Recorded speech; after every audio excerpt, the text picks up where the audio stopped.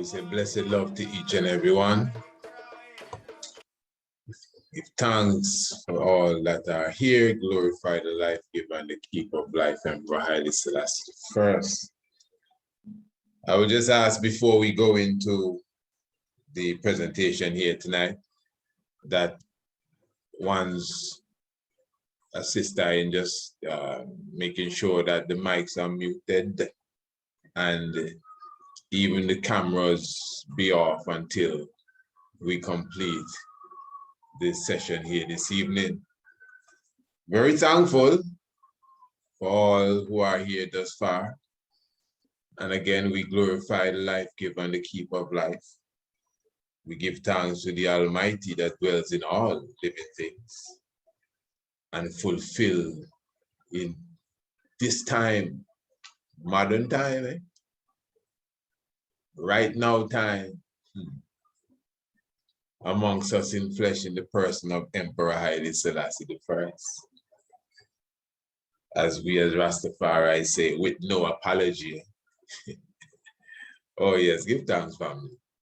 And blessed love to all those again who are here. And this evening, I am definitely asking for everyone to have an open mind with your brother here as we are going into a subject area that I know for sure I am going to delight in. Again, I'm just going to beg everyone to humble with I tonight with the mics and the camera until we are done with this presentation, as this is one of those occasions in the temple where we really go into a lecture presentation. So, you know, I gotta take time, some time to come and do that. In fact, next Sunday, I definitely intend to have a wonderful guest with us. As I mentioned before, hopefully in the personage of our good brother, Ras Adonis. And he would like to continue the reasoning on the subject area of the Bible. So we intend to make sure that is an interesting discussion, a needed discussion, as I think we all would have seen. But I say tonight, let us take a slightly different angle. And again, we are, you know, looking at this from a very scholarly level. And I'm very thankful for those who are here, because those who are here are those who are to be here.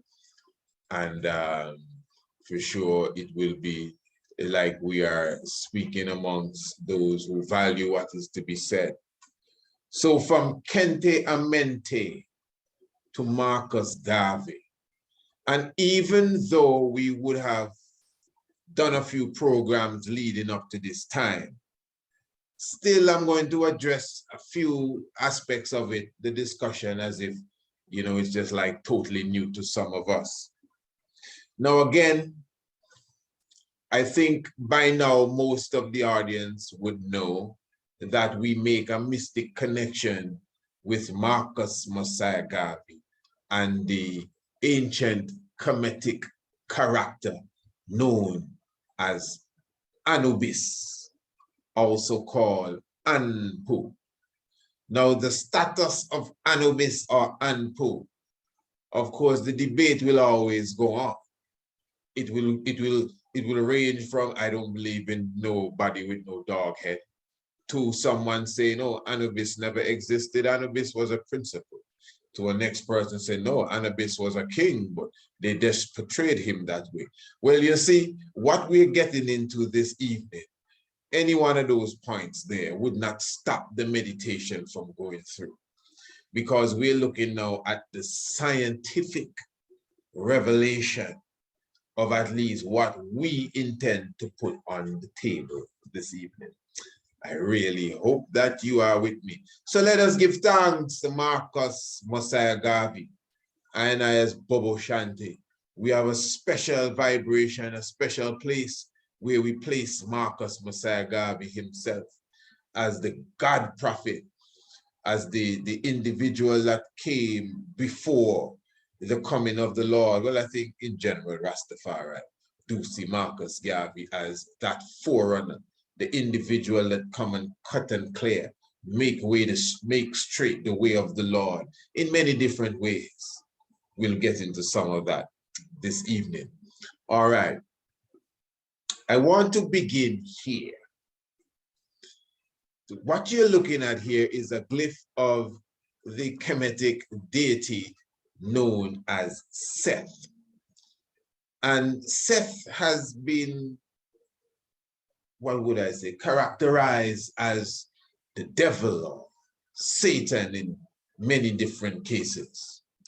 Because you would have heard of Seth wrestling with Osiris and putting Osiris into the coffin and getting him chopped up in several pieces. That is Seth. And then you would have heard of Seth wrestling with, hear this, his nephew, Horus, for some years until Horus conquers Seth and gains the victory for his daddy, Osiris. You usually get the story like that. So Seth now would be characterized as Satan or the devil or some evil vibes because of that story. Now, for those who take their time to do a more serious in-depth study, you would notice that Seth does not always appear to be this satanic character. In fact, in many cases, Seth would have gone before to protect the coming forth of Ra. Seth clearly, like a forerunner, would cut and clear to make sure Ra can pass through. But before we go to all of that, now I'm going to read a few things here. This one is coming from Ancient Egypt Online.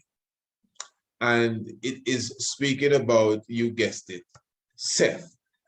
And it says here, Seth, Siket, Suket, was one of the most ancient of the Egyptian gods and the focus of worship since the pre-dynastic period. Now, this is very important, family. We are going to be concentrating on this pre-dynastic period vibration tonight. Pre-dynastic means before the dynastic period of Kemet. So in other words, in ancient Kemet, you have the dynastic period that began about 3100 BC, before the Common Era, BCE.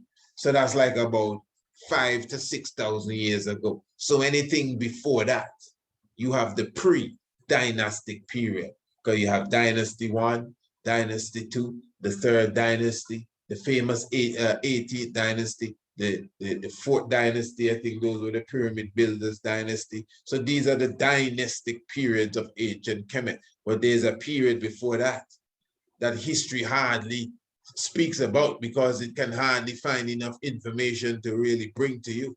And the little that they find, they try to hide it from us.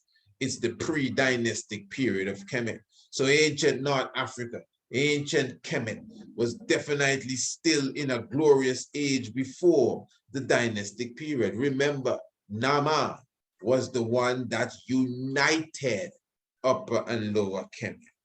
So that means there was something to unite before he came and united them. So history did not begin for ancient Kemet or ancient Northeast Africa when Nama or Menes came and united the two lands. And keep in mind, that southern Kemet was very closely knit to ancient Nubia going into Kush. So we have to keep in mind the Ethiopian presence in all of this. So speaking of Seth now, it clearly shows you here that this character, Seth, is a very old character. Yeah, Seth is older than some of the prime gods that we like to talk about. We're going to show you all of that. As part of the Enad of Heliopolis, he was the son of Newton-Geb and the brother of Osiris or Asar, Heru the elder, Isis, and Nephthys. Okay, good. Now it says, if you notice, that Heru the elder, which is different than Heru the younger, or Horus the elder. Follow us good. Seth was a storm god associated with strange and frightening events, such as eclipse, thunderstorms, and earthquakes. He also presented or represented the desert and by extension the foreign lands beyond the desert. His glyph appears in the Egyptian word for turmoil, confusion, illness, storm, and rage. Seth was considered to be very strong and dangerous and strange. However, he was not always considered to be an evil being. Is that so? However, he was not always considered to be an evil being. Seth was a friend of the dead, helping them to ascend to heaven on his ladder. So Seth helping people to go to heaven. Wow. The devil? All right. And he protected the life-giving oasis of the desert and was at times a powerful ally to the pharaoh, which is the Nesut Bete, and even to the sun god Ra. So we are seeing here that Seth, again, because you have to keep in mind, you know, even when we get conscious and we're checking the Egyptian hieroglyphs, sometimes we still approach it as if it's Christianity we're dealing with it. So it's God and the devil fighting here, etc., etc. Wherein even the God and the devil fighting, cosmics collide. You know, and out of confusion and chaos, you can have stability too. And again, a lot of the Seth within you and the Heru within you, because we have Seth within us and Heru within us. All right, let's follow it good. Eh? So it is showing you here that this Seth character that some of us see as Satan, and say his name is Satan. Yeah, this Seth character has not always been seen, as the writer is saying here, as an evil being. For he would assist ones to go up on the ladder to get to heaven, helping them to ascend. He's the God of the desert, yes, but what is he doing in the desert? He's protecting the life-giving oasis. So when you come into the desert, you can get a sip. He has always been seen as a powerful ally to the pharaoh and even to Ra. So as you can see now, in the hours of the night, in the book of Gates, when you see Ra coming through on his back, and then the evening now, in the hours of the night, you have what you call the snake again? A pep? Yeah. Yeah, a pep coming through here. This is Satan here. Look, the devil here. And who you see protecting Ra, the same Heru, you know, that he and him were supposed to be fighting over. But you see Seth protecting the Ra on his back as they're going through the hours of the night. You understand it? This is high vibration. And then you can see the Kente-Amente jackal dogs, the Kente-Amente jackal dogs, as they would call them, the dog and the dogons, the dog on, leading, even as you can see, even latched on to the back of Ra. So this is why now what we just read here clearly showing you that the Seth character has also been seen as a powerful ally to the Kemetic Nesut Bete, to the king and as well as a powerful ally to Ra himself, the sun god. The earliest representation of Seth can be found on a carved ivory comb from the Amratian period, Naquada first, 4,500 BC to 35 BC, Orthodox dates, pardon me. And he also appears on the famous scorpion mace head. His worship seems to have originated in one of the most ancient settlements in the town of Nubit, Komombo, the upper or in upper southern Egypt, which I said earlier is bringing us into ancient Nubia, bringing us specifically into what you call ancient Kush at the time. So according to what is said there, you find ancient evidence of him in Naquada. And you can look at the map here. You see where it's located, even in ancient Kemet. But the vibration is that they have fragments of glyphs and wall writings where Seth has been seen coming deeper in the south, deeper in the kingdom of Niam and Taraseti. In Taraseti specifically, you have evidence of the god Seth. And that is real pre-dynastic period, way before the dynastic period. But let me just read something here. It says here, Nubit, near modern Kuth, lies close to the entrance, pardon me, to the Wadi Hamamat, the doorway to the eastern desert and its gold deposits. And the city took its name from the word for gold, which is to say Nubit or NBT. That's why some people tell it Nubia means gold, which also means ruler or lord. Nubia, the land of gold. I'm sure you've heard of that. As a result, Seth was sometimes called he of Gold Town.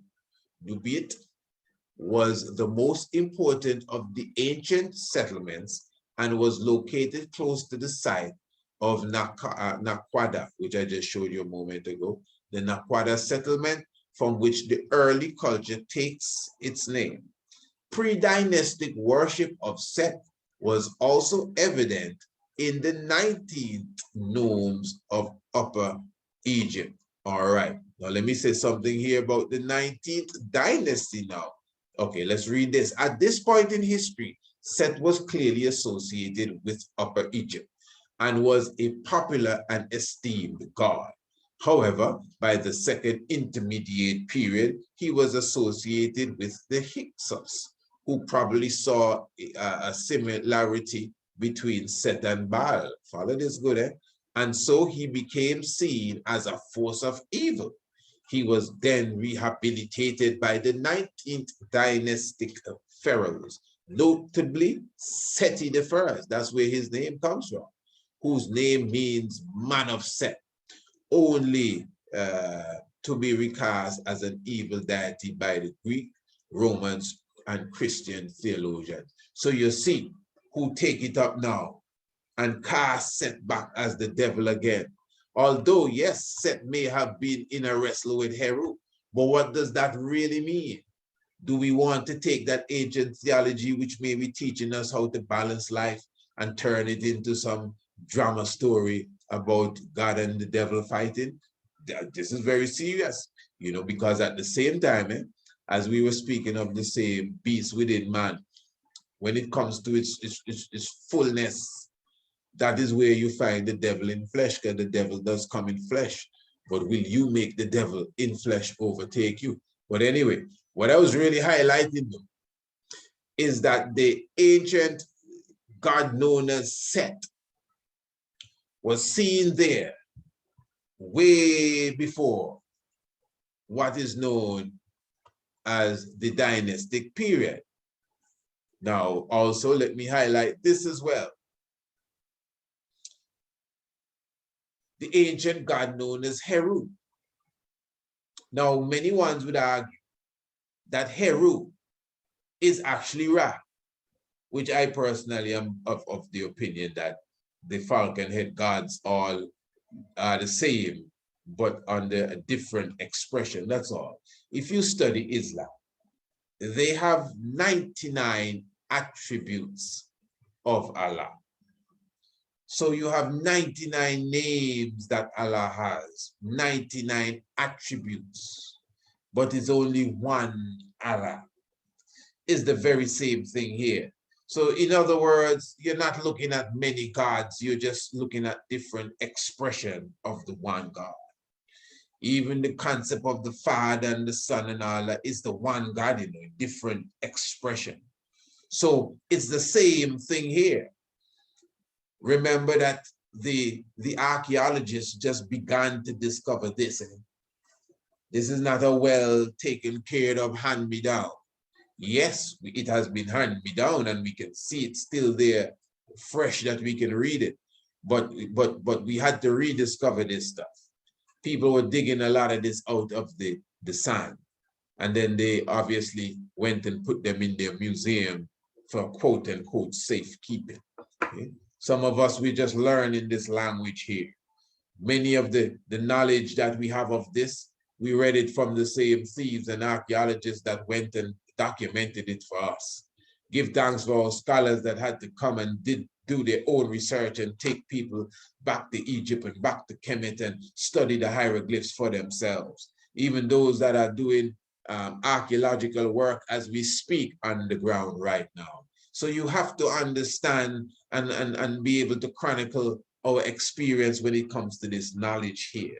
So in a sense, a lot of us, we are still learning and unraveling. So it's easy for us who just start to learn to read this, to confuse Ra and Heru and say Ra is Heru or Ra is not Heru. But as I'm saying, family, when you really look on it on the real scientific level and not on the sheer literal level, you will understand the difference and see where the concept of Heru is Ra. This is Heru in the form of Ra. Remember, you have different Ra's here. Yeah, Kepara is a Ra. That's the dung beetle with the sun. Hathor has the sun between her horns. So if the sun represents Ra, that means anywhere the sun is Ra. When the sun is on the ram becomes Amun Ra. Without the sun on the head of the ram, it's just Amun. But the sun also goes on Canoe as well. So you have to understand the sun does go on Sekhmet as well. So and the sun don't go everywhere. I never see the sun on Osiris's head. This is a deep science. So wherever you see the sun, you have Ra. So this is the sun on Horus or Heru. It is Ra. That is why the falcon head god Ra is the same Heru with the sun. That's really what it is. Now, so when you look at this now, this is Ra. You must be able to distinguish too. I mean, as I said, it's the same Heru, but it's Ra because the sun, you see the sun on his head here. This is Heru here, fulfilling this task. And then now, this is Sokar. So, wow, this is Sokar and Sokar here as well. And these are different falcon head gods. I'm showing you all of this for a reason. Not just teach, it's a good lesson as well, but it's fitting into the subject tonight. Good. All right, fair enough. What you're looking at here is a combination of three deities. You're looking at Ptah, Sokar, and Asar. So that's Osiris, Sokar, and Ptah combined into one God. See them here? The three of them combined into one God. So the concept of a Trinity, because I always hear one saying, oh, in Egypt, the Trinity is a mother, father, and son. I agree with that. I could never agree with that. In the heavens, the Trinity is a mother, father, and a son too. And that's the oldest book. But 180 degree from the mother, father, and son in the heavens, 180 degrees precisely. There's the trinity of the three male beings, the prophet, priest, and king. Just like Israel ever have a king, Israel ever have a priest, Israel ever have a prophet. I not running from that. And if it's ancient Kemet we're talking about, well, look at here. The 3-in-1 is seen as three male beings in one character to make the Ptah, Sokar, Asar. That's the name specifically of the deity. Very good. All right. So you get an understanding here again that when you look on the glyphs, you can't just look at everything with a falcon head and say, oh, that's Horus there. No, you see Sokar. Sokar is usually seen mummified, but not all the time. And sometimes you see Sokar without anything on top of its head. So you, outside of reading the name, you must be able to figure out and identify the character.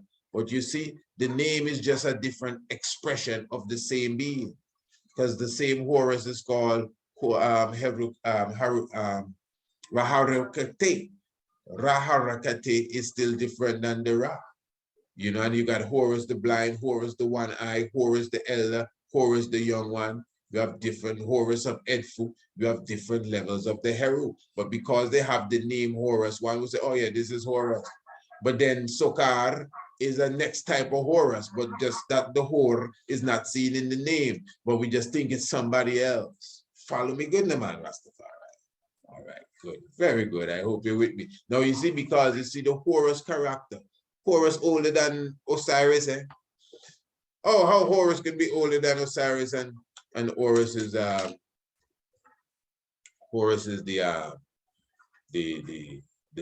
son of Osiris. Yeah, Horus is older than Osiris. In fact, there's something I'm looking for here. I didn't put it in the slide, but I'm going to get to it right now. Let me show this to you. All right, just pardon me here. Now look at this. If you look at this, right? Now, this is Atumra. And follow me good, eh? According to the story, Atumra and Mut, I don't know why they don't put Mut here, but anyway, Atumra and Mut brought forth Shu and Tefnut. Follow this good. So Shu and Tefnut, the air and moisture, had two children, which is Geb and Nut, the earth and the sky. Geb and Nut. All right, that's the story that we know. Fair enough. And then Geb and Nut had Nephti, Osiris or Asar, Isis or Aset, and Seth. All right. And then Osiris now had Anubis with Nephti and had Horus with Isis. Good. Now, Seth and Horus, both of these gods, as I just showed you, and that's why I showed you what I showed. Seth and Horus, both of these gods, are older than this story. Follow me good, eh? Seth is older than this story here. The same story that said Seth is the son of Nut and Geb. It doesn't mean that may not be so, but because you have to understand what Nut and Geb represent. They actually represent the elements of creation, the earth and the heavens and everything that bring forth life. So it doesn't put a damper on Seth. In fact, it makes Seth look like one of the first created beings, because Nut and Geb are really, again, the earth and the sky. Of course, you know, life come out of the earth, etc., etc. And then Shu and Tefnut, really the air and the moisture specifically, which represent, you know, the elements that create all things coming out of the black hole. Good. But I'm just trying to show you now that we may look at this very literal. And then now Seth becomes Osiris' brother, and Horus becomes Seth's nephew, and all of that kind of funny jazz there. And that is what plays with the mind, because I'm showing you Heru and Seth, and to a certain degree, Anubis is older than everything going on here, even Osiris. Even Osiris may be seen as the chief god, yes, which that doesn't mean he is not. But remember, the Osiris is the father of both Anubis and Heru. But Anubis and Heru can be considered older than Osiris. Eh? All right, good. I'm so happy that you're here. I hope you're understanding everything that I'm saying here. All right. Now, let's keep it close, family. Let's get to what we're talking about tonight. So, Kente-Amente, I say Kente-Amente, pronounced different ways. So it has it here, Kente-Amente, or Kente-Amente. But anyway, Kente-Amente was an Egyptian god of the necropolis of Abydos.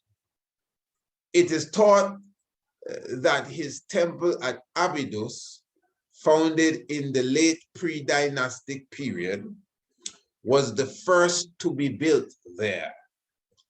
The sun Seth died in the west and rose reborn in the east, so the name, which means foremost of the Westerners, refers to the dead.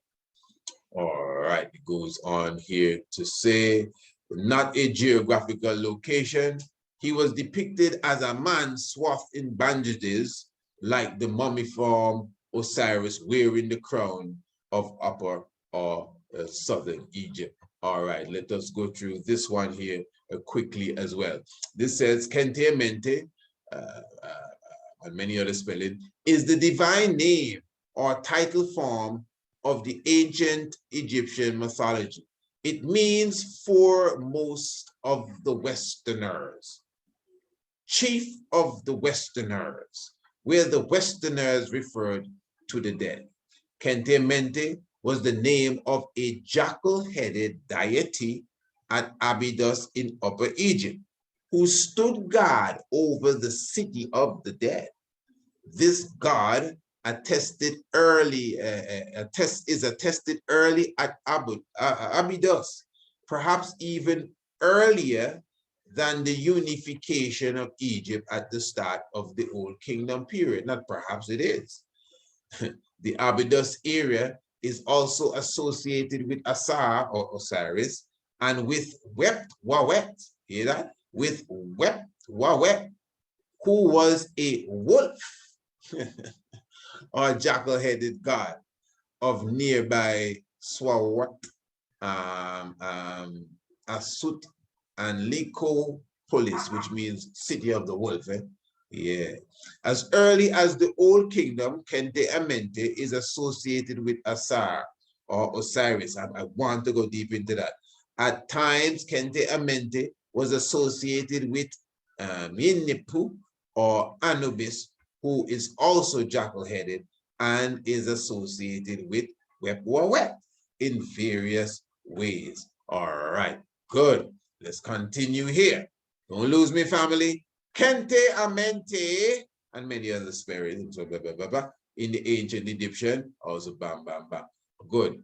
Now, I think we would have read some of this. Kente-Amente was depicted as a jackal-headed deity at Abydos in Upper Egypt, who stood guard over the city of the dead. Kente-Amente is attested early at Abydos, perhaps even earlier than the unification at the start of the dynastic period. But this one gives the date of the dynastic period, 3100 BC to 2686 BC.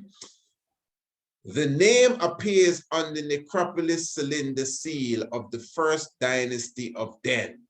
All right. And you see it here, Den, also known as Horden.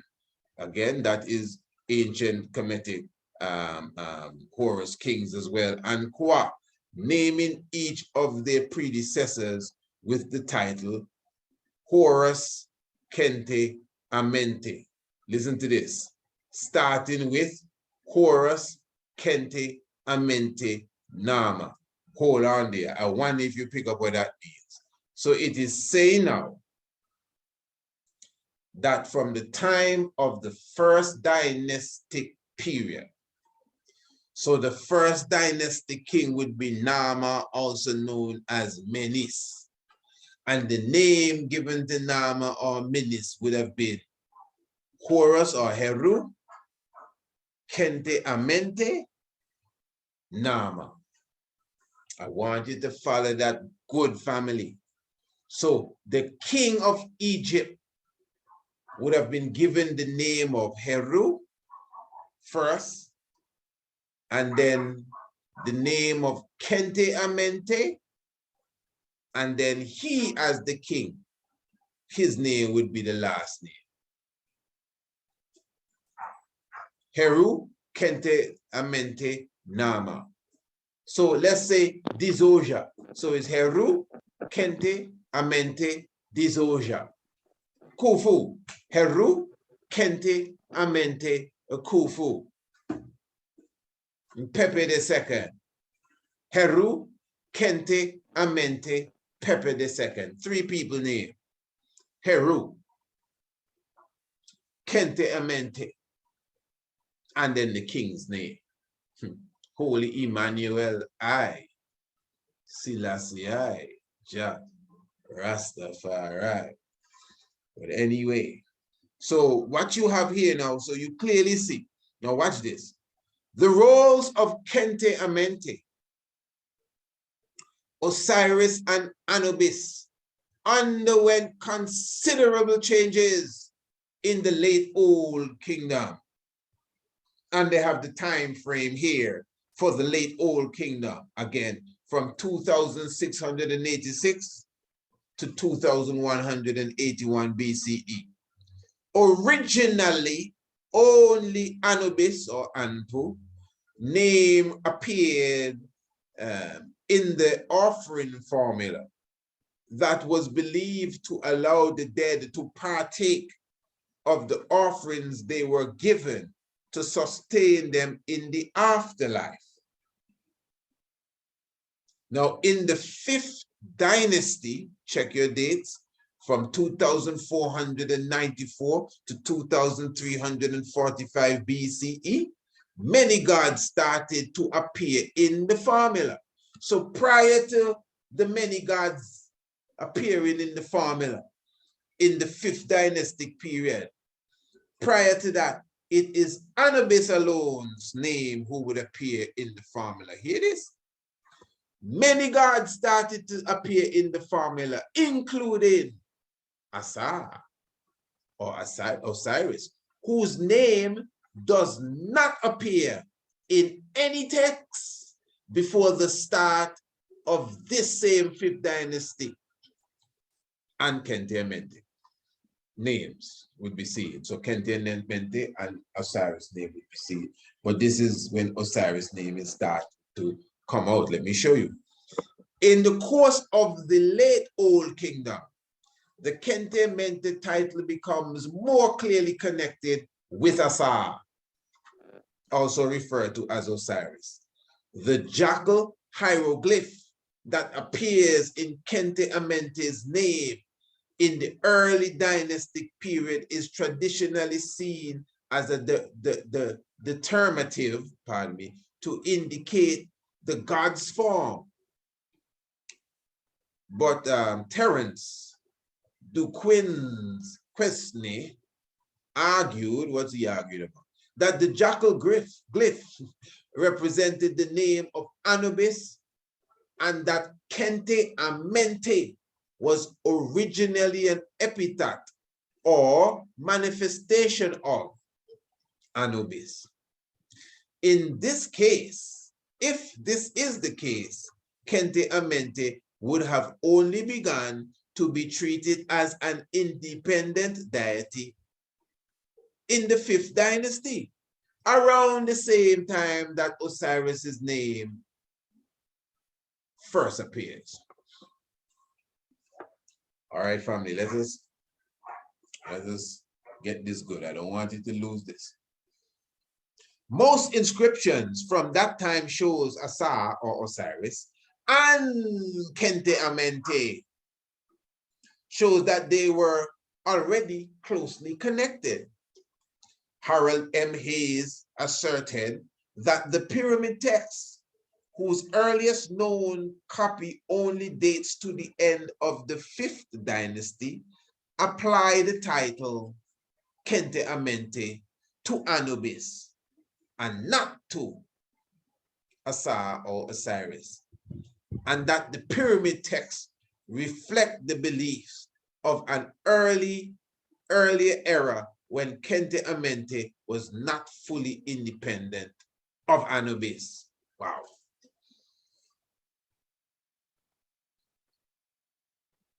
Follow it good, family. I'm not going through all of this to confuse you in any form or any fashion. But what you're clearly getting here now, let's make sure the family fully understand where we are. You see, family, this study is, the mind has to be somewhat furnished for the discussion. Pardon me, give thanks and praise.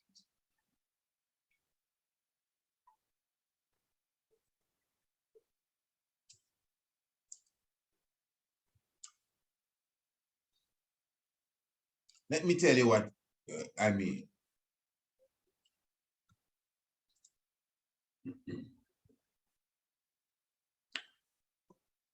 You see,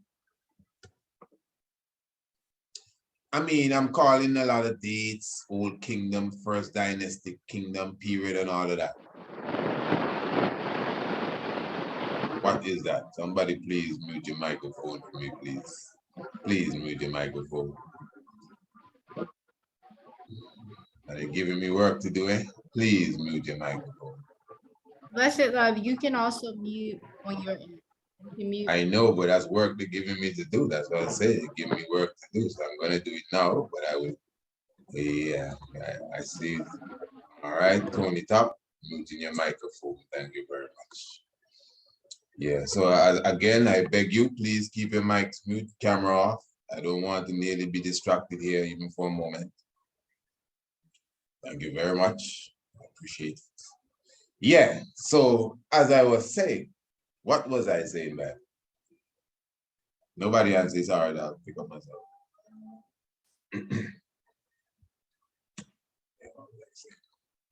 Anyway, let me just start the talk. I'll get there sooner or later. So we were reading there with an understanding that you could see now, or what I was saying is that is why it's good to kind of furnish the mind with the different levels of history, understanding, dynastic period. So you say the 5th dynasty, the 6th, at least you have an idea, okay, who was ruling at the time, when that was. You could feel it within your bones. Because as you notice, I'm harping on the pre-dynastic era here, before the history that we talk about. This glowing history we talk about, we're talking about before that glowing history that many don't even know about. But yet still you have evidence where you pick up, maybe not Anubis, but characters that are, by according to some scholars, you know, just Anubis by another name. They think. They think. That is why we were highlighting the Horror Kings or the Heru figure, pre-dynastic. That is why I started with Seth. Not just pre-dynastic, but the characteristic of Seth that we tend to put him in the box of the devil, when you can clearly see that not only was he a forerunner of God, a protector of the way of God, but even in the great 18th and 19th specifically dynastic period, the Rameses, and the Sethis would have brought back dignity to Suket, also known as Seth. So this is where we are. Eh? All right. So we brought now Kente-Amente into the picture.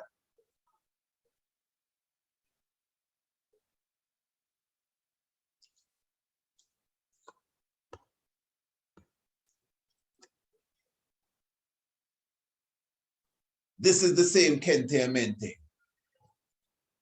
Similar to what you were seeing up here. Same Kente-Amente, according to what the glyph says. That is leading the boat of Ra, forerunner again, in front.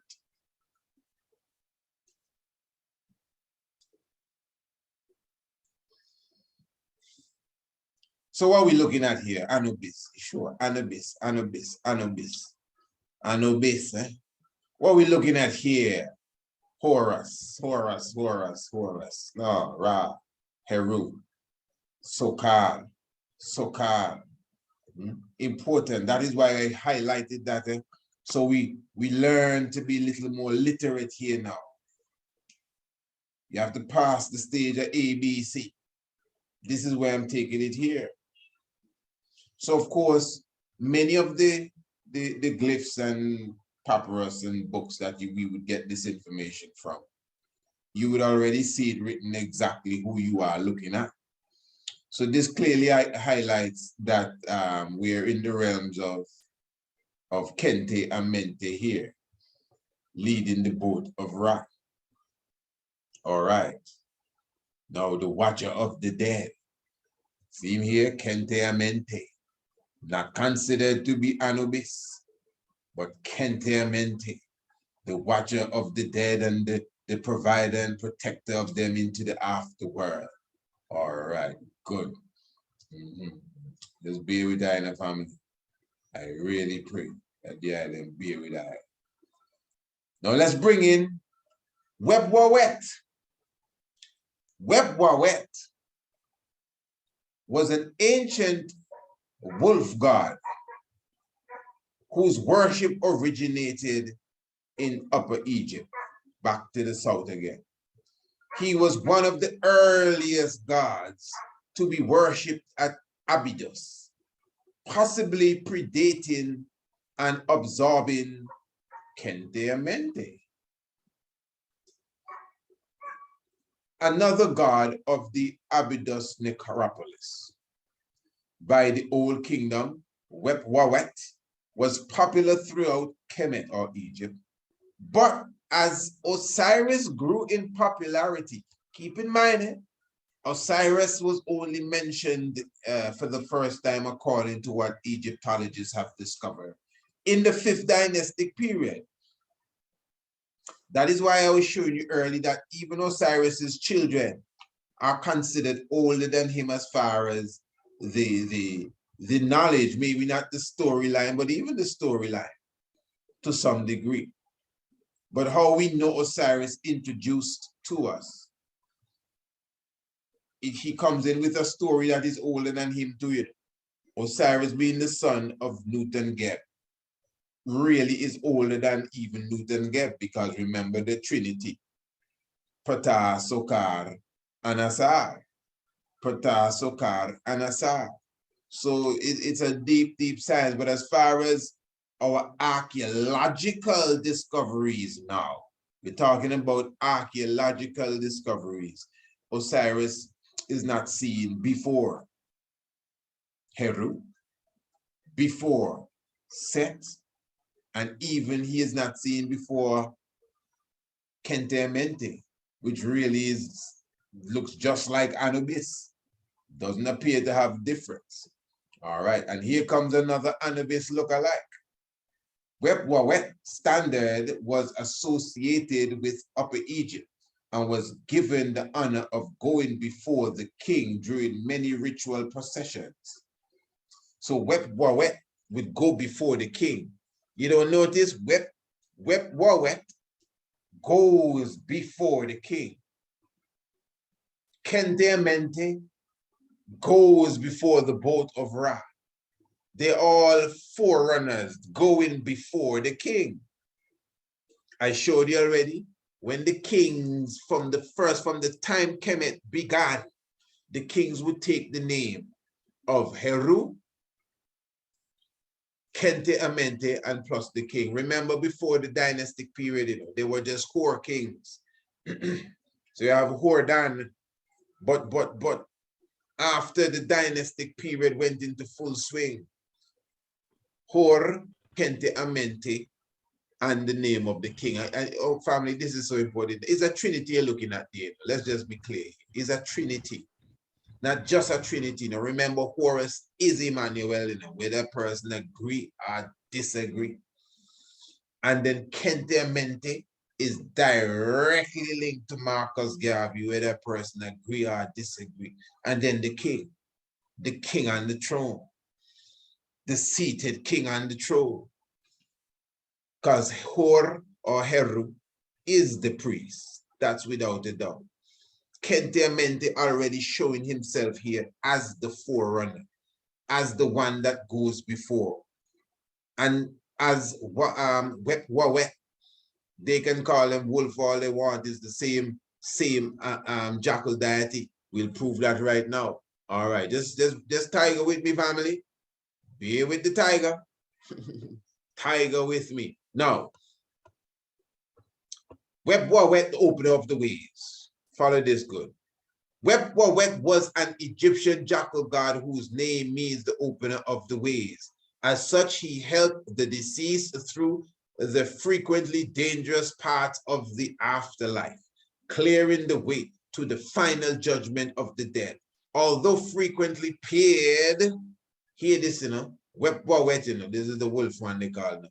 Although frequently paired with Anubis in connection with protecting the dead, Wet also had his own independent identity. Very important, had his own independent identity, as well as important cult centers at Asyut, also known in Greek as Lycopolis, Wolf Town. See, same Wolf Town.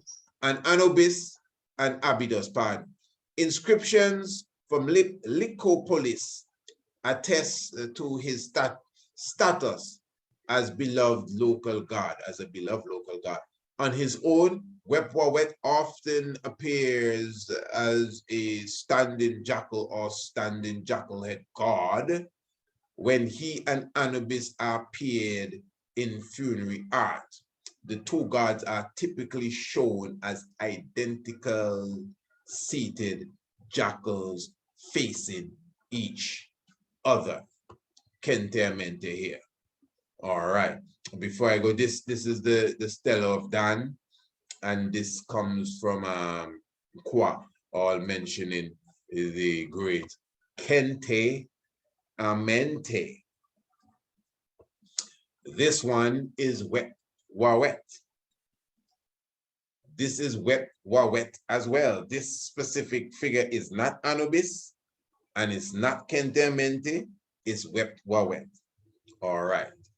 This here, as we would know, is Anubis. Fair enough. Now, usually when you see them facing each other here, it is Wawet and the great Anpu, which is Anubis. You see them here again. Wawet and Anubis taking care of the deity to be resurrected.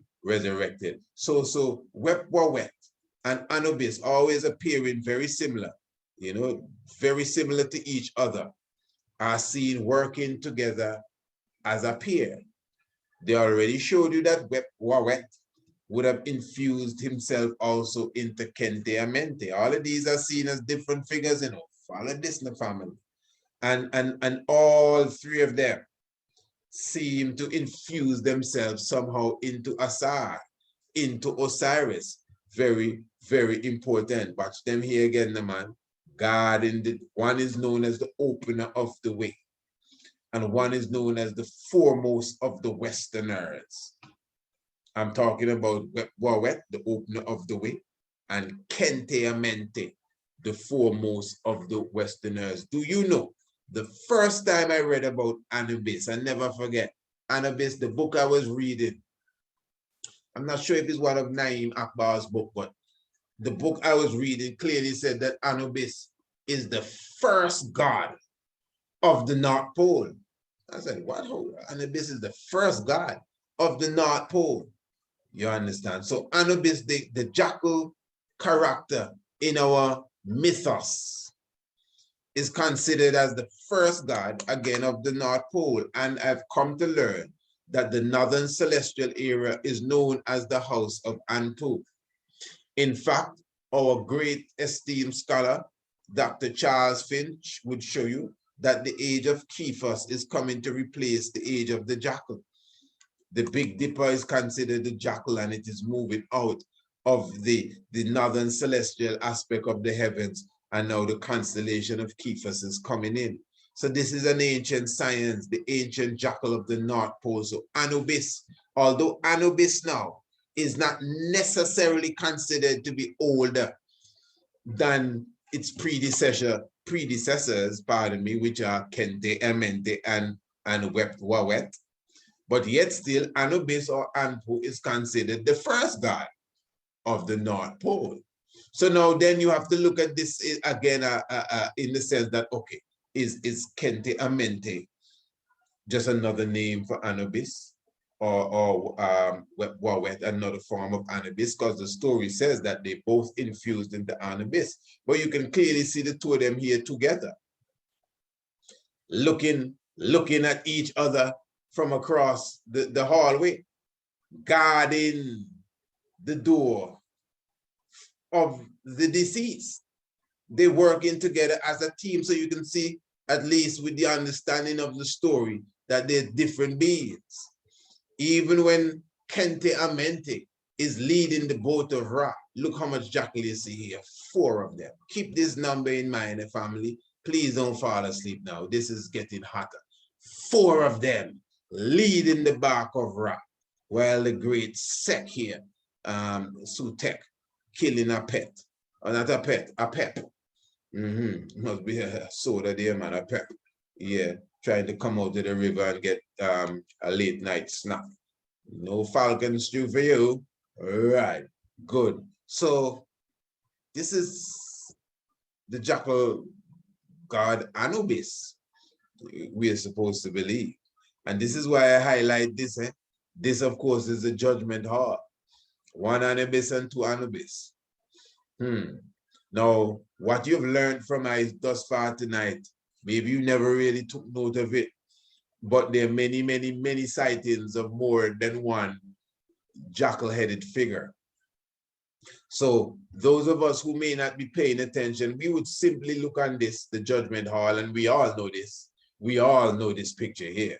And we would say, this is Anubis here, bringing the man in, and then Anubis down here, weighing his heart. Now that may be true. It may be the same Anubis, 2 different scenes, or one may be Anubis, and one may be Kente-Amente, what you say, because they look the same. They're known for this, and Wet and Kente-Amente, or Wet and Anubis guarding the way of the dead. So the reality of it, that it could be more than one of the jackal-headed figures represented here, is not impossible at all. But again, as I said at the beginning of this discussion, we are, in a sense, just learning a lot of what we are getting here as it relates to the understanding of the ancient hieroglyphs.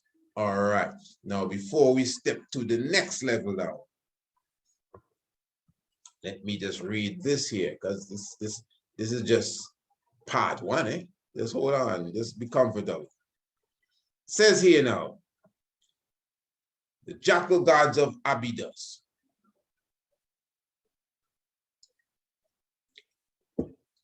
The University of Michigan's Abydos Middle Century Project, led by Kelsey Museum curator Janet Richards, and involving Kelsey Museum staff and Michigan students and alumni, reveals Egyptian jackal gods at an important period of transition. Looking at each other here again, but this time it's Kente-Amente and Anpu. And it says here the Old Kingdom, circa, again, 2686 to 2181 BC. The first intermediate period, 2181 to 2025 BC, remains excavated and recorded by the Michigan team, provide a window onto the changing roles of Egyptian funerary deities, including the Jackal gods, Anubis and Kente-Amente, set against the backdrop of one of the most important funerary landscapes in ancient Egypt. The Michigan team excavation of Old Kingdom tomb chambers show the disappearance of Kente-Amente in favor of Osiris. You hear that now? Kente-Amente disappear in favor of Osiris.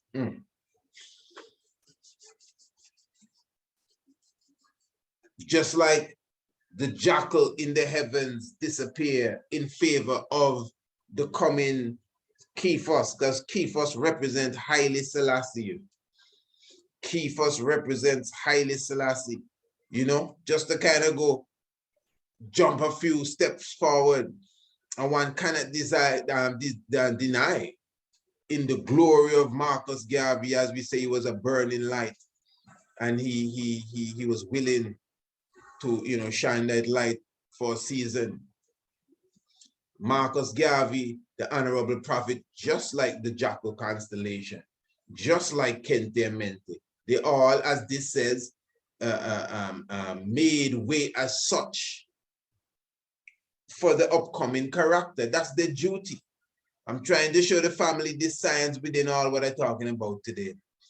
So whether it's wet, whether it's Kente-Amente, you always see the story saying they either fuse into Osiris or they fused into Anubis, and they made way for Osiris. And even if they made way for Anubis, Anubis in the presence of Osiris, because Anubis is considered to be one of Osiris's children, but Kente-Amente is not Osiris' child, or Wet is not Osiris' child, but Wet and Kente-Amente are seen fusing into Anubis, which is Osiris's child. So you go, right? Yeah. So right, to Nephthys. So you see, so you got to be able to look at this very symbolic. You can't turn it into a soap opera. And then and he had a child with his sister. And no, man, no. Come on, no, let's not lose it here. You understand? This is such a beautiful expression of poetry. All of what we're seeing here. You know, see, it's like a puzzle we're working out. You know, say we're putting the pieces together and say, wow, okay, this is that, bam, bam, bam, bam, bam. Yeah, so we are looking at here when the Kente-Amente, in a sense, was passing the power over to the Anpu. But yet still, Kente-Amente, as it says, shows the disappearance. Yes, pardon. Yes. Yes, as I was saying there, so the Kente-Amente also even showing you, let me just do this here, yes, infusing into the Osiris character as well. Okay, very good. I think we gather that fully onto itself now. And you know, let me just hear what Marcus Garvey is saying here. I know most of us would have known the words of the prophet. After my enemies are satisfied, in life or death, I shall come back to serve you as I've served you before. In life, I shall be the same. In death, I shall be a terror. And, you know, one of the main things about Marcus Mosiah Garvey when he speaks about the death vibration, you know, Marcus Mosiah Garvey also shows you, when I die, wrap me in the mantle of the red, the black, and the green, for in the new life, I shall rise up first. You understand? To free you from your wicked enemies. Now, the thing is, and I really paraphrase in there, one of the things that stand out about Marcus Mosiah Garvey is the terminology that he uses there. When I die, wrap me. Now, for the whole night, we're talking about death, and funerary, and the death this, and guarding the death door. I can't tell when last I talked about so much death. But we're talking about Garvey, the same Garvey. Remember when Garvey was young, his father put him in a grave. This is why we were supposed to watch The Night of the Black Tiger before this. But anyway, just in case you didn't see it. This is why his father put him in a grave. Because Garvey, if you look at the word Garvey, you can see the name grave right in Garvey.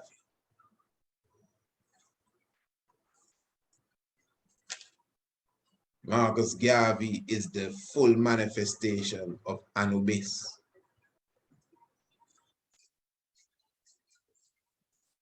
If Marcus Garvey is the manifestation of Anubis, Marcus Mosiah Garvey must be in some way or the other related to the Kente-Amente and the Wet as well. We're getting there. So when Marcus Garvey, see the red, gold, and green in here? Yeah. When Marcus Mosiah Garvey, when Anubis pardon,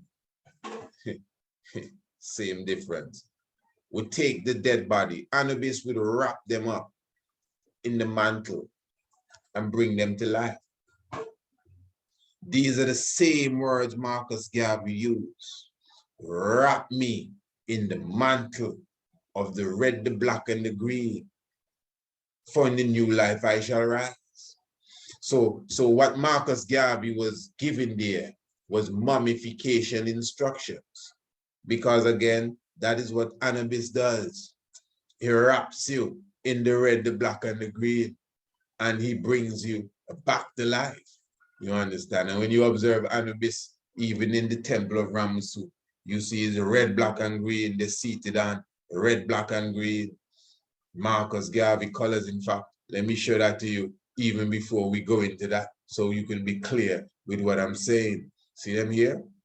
See Anubis, the stool, red, black, and green. See? Red, black, and green. Osiris, red, black, and green. Even the feathers on the hat, red, black, and green in the temple of Ramessu. And Marcus Mosiah Garvey himself said in his writing that Ramesses II is the greatest of the pharaohs, and Ramesses II clearly shows you that he's one with Marcus Mosiah Garvey. Pure red, black, and green inside of the man temple.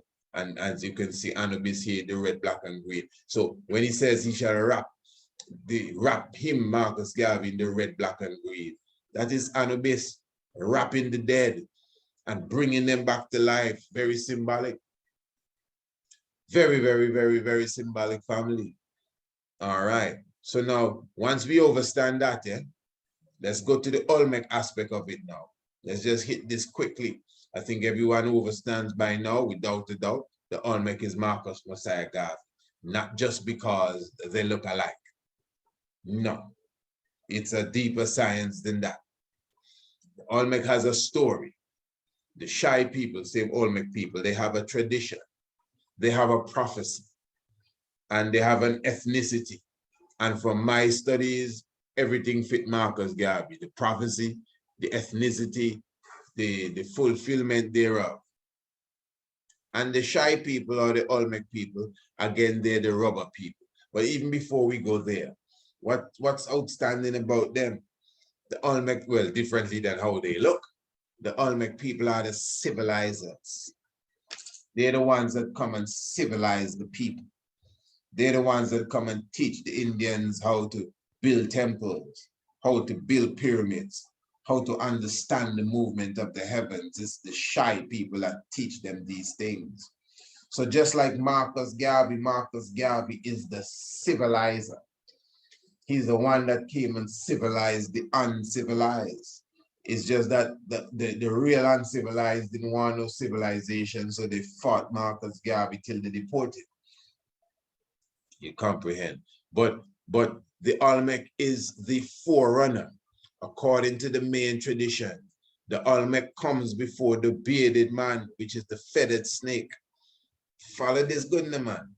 The Olmec comes before the bearded man with the long robe, which is the feathered snake. They like to say the bearded white man, but I'm not falling for that one there. I don't know who telling me he was white. You check. The bearded man, that's who the Olmec come before. You think the Olmec can come before any bearded white man? No, man, the Olmec come before the feathered snake, which represents the Christ. So we all should have a good understanding what the feathered snake is. The feathered snake is a Quetzalcoatl. The snake and the bird is an ancient tradition from such time. It is nothing that we have lost. And it has to do with the whole science of the sun. So the sunspot cycle itself, and keep this in mind, I know some of you would have heard about this already, but you have to keep in mind the importance of this. Before modern day science could have made this link, we of the ancient times always said that the feathered snake is the manifestation of the cycle of the sun and God in flesh. Straight up, is we make up that, the Son of God thing, nobody else. We said that the feathered snake, the snake with wings, represents the cycle of the sun, plus it represents God in flesh. We say so.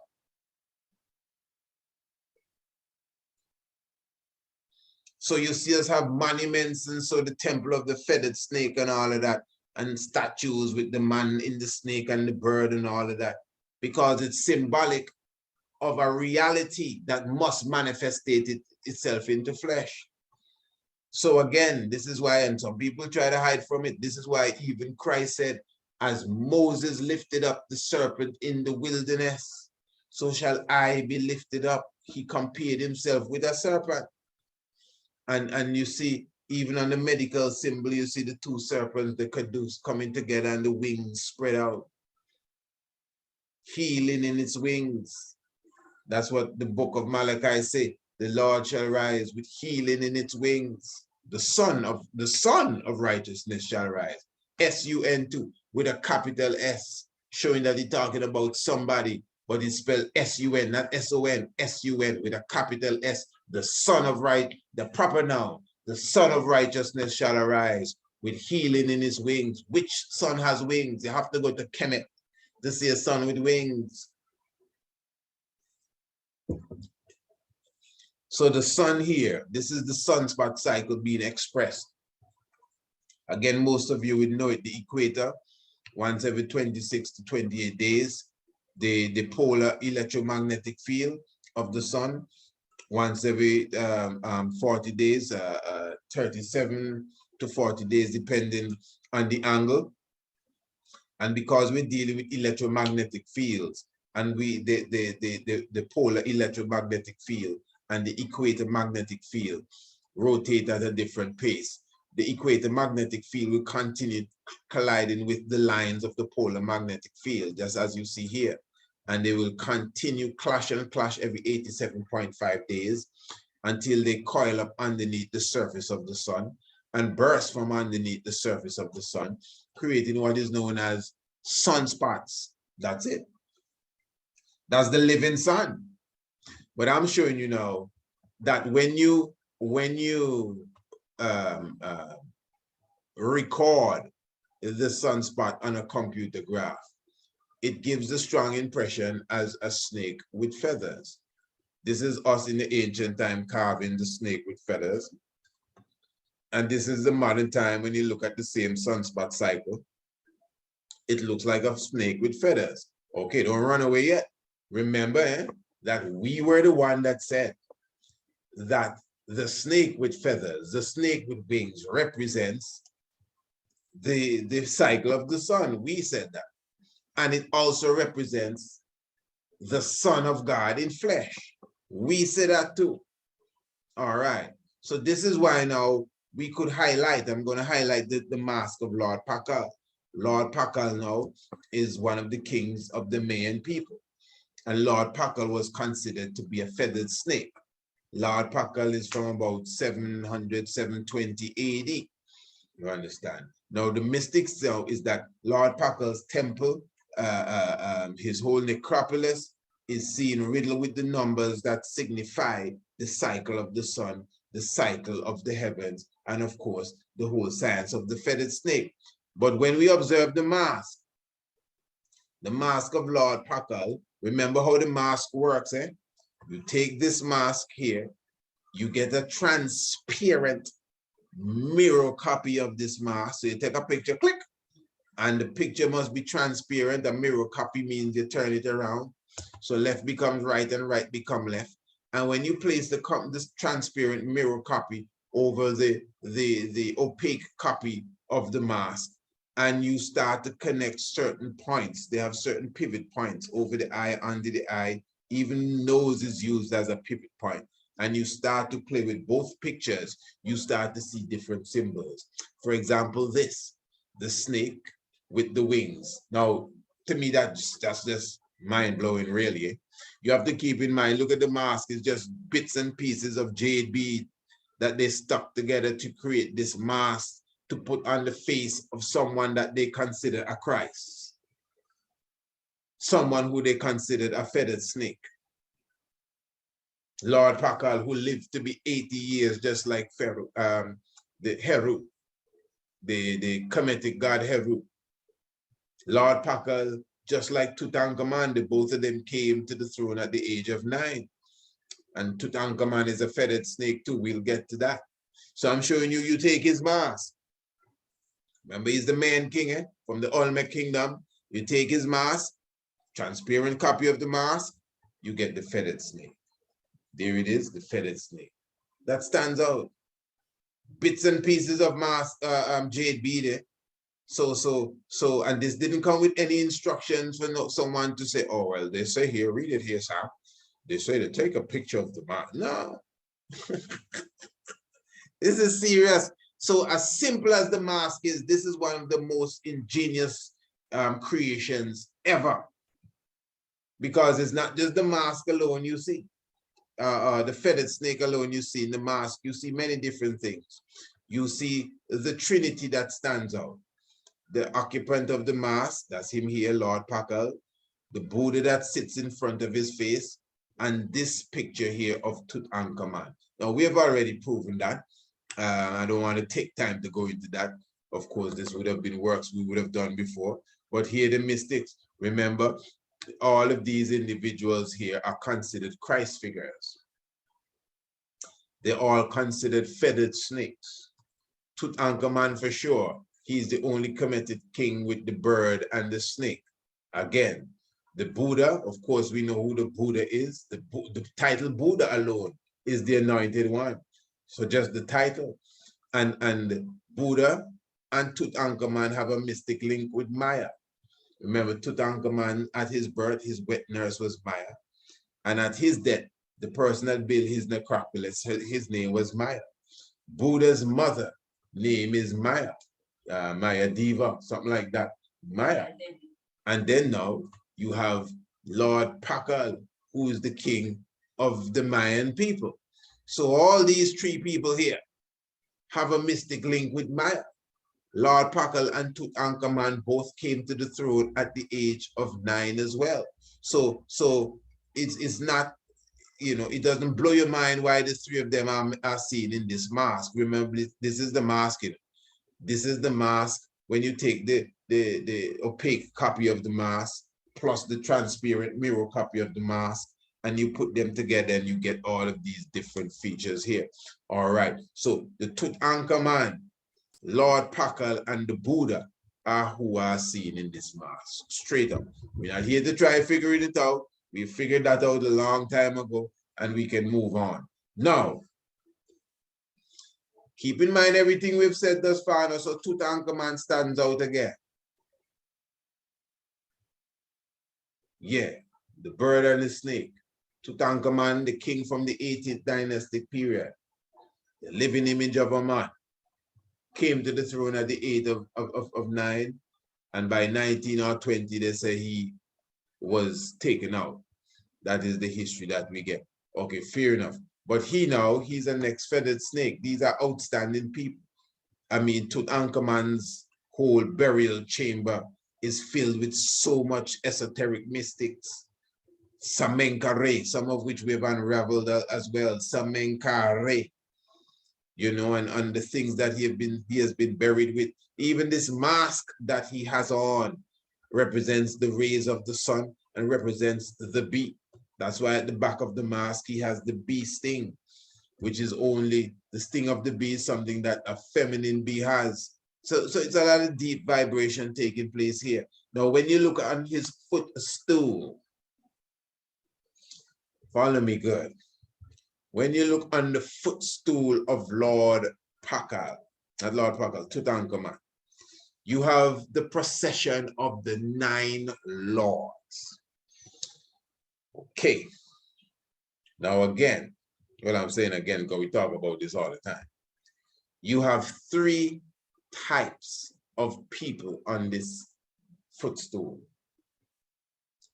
You have at the beginning and at the end, the man with beard and no locks. That alone is very, very mystic. The man with beard and no locks, he's at the beginning. See there at the front? And he at the back behind. Then you have 3 other people. And look how they're spaced. These 3 have long hair and beard. We like to say beard with locks. And then you have 4 Nubian looking type, which I say the Olmecs, the forerunners. That's why it's 4 of them. And you see them here, and they're well spaced. You could make a triangle with these people. 1, 2, and then 3. You have 3 of the beard and the locks, and then you have 4 of the darker Olmec looking people. So you see them here. This one have a half his clothes torn off. I think all of that is symbolic of something too. This is some deep thing. This family is symbolic of reincarnation and returning. This is the footstool of this person here. This is the footstool of a feathered snake, the footstool of Tutankhamun. So to me, this is symbolic of him on his throne, and the earth is his footstool. So where he rests his foot, all of these characters you're seeing there at the sole of his feet, symbolic of him returning and connecting, because he's one with Lord Pacal. He's one with the Buddha. That's why they all link with Maya.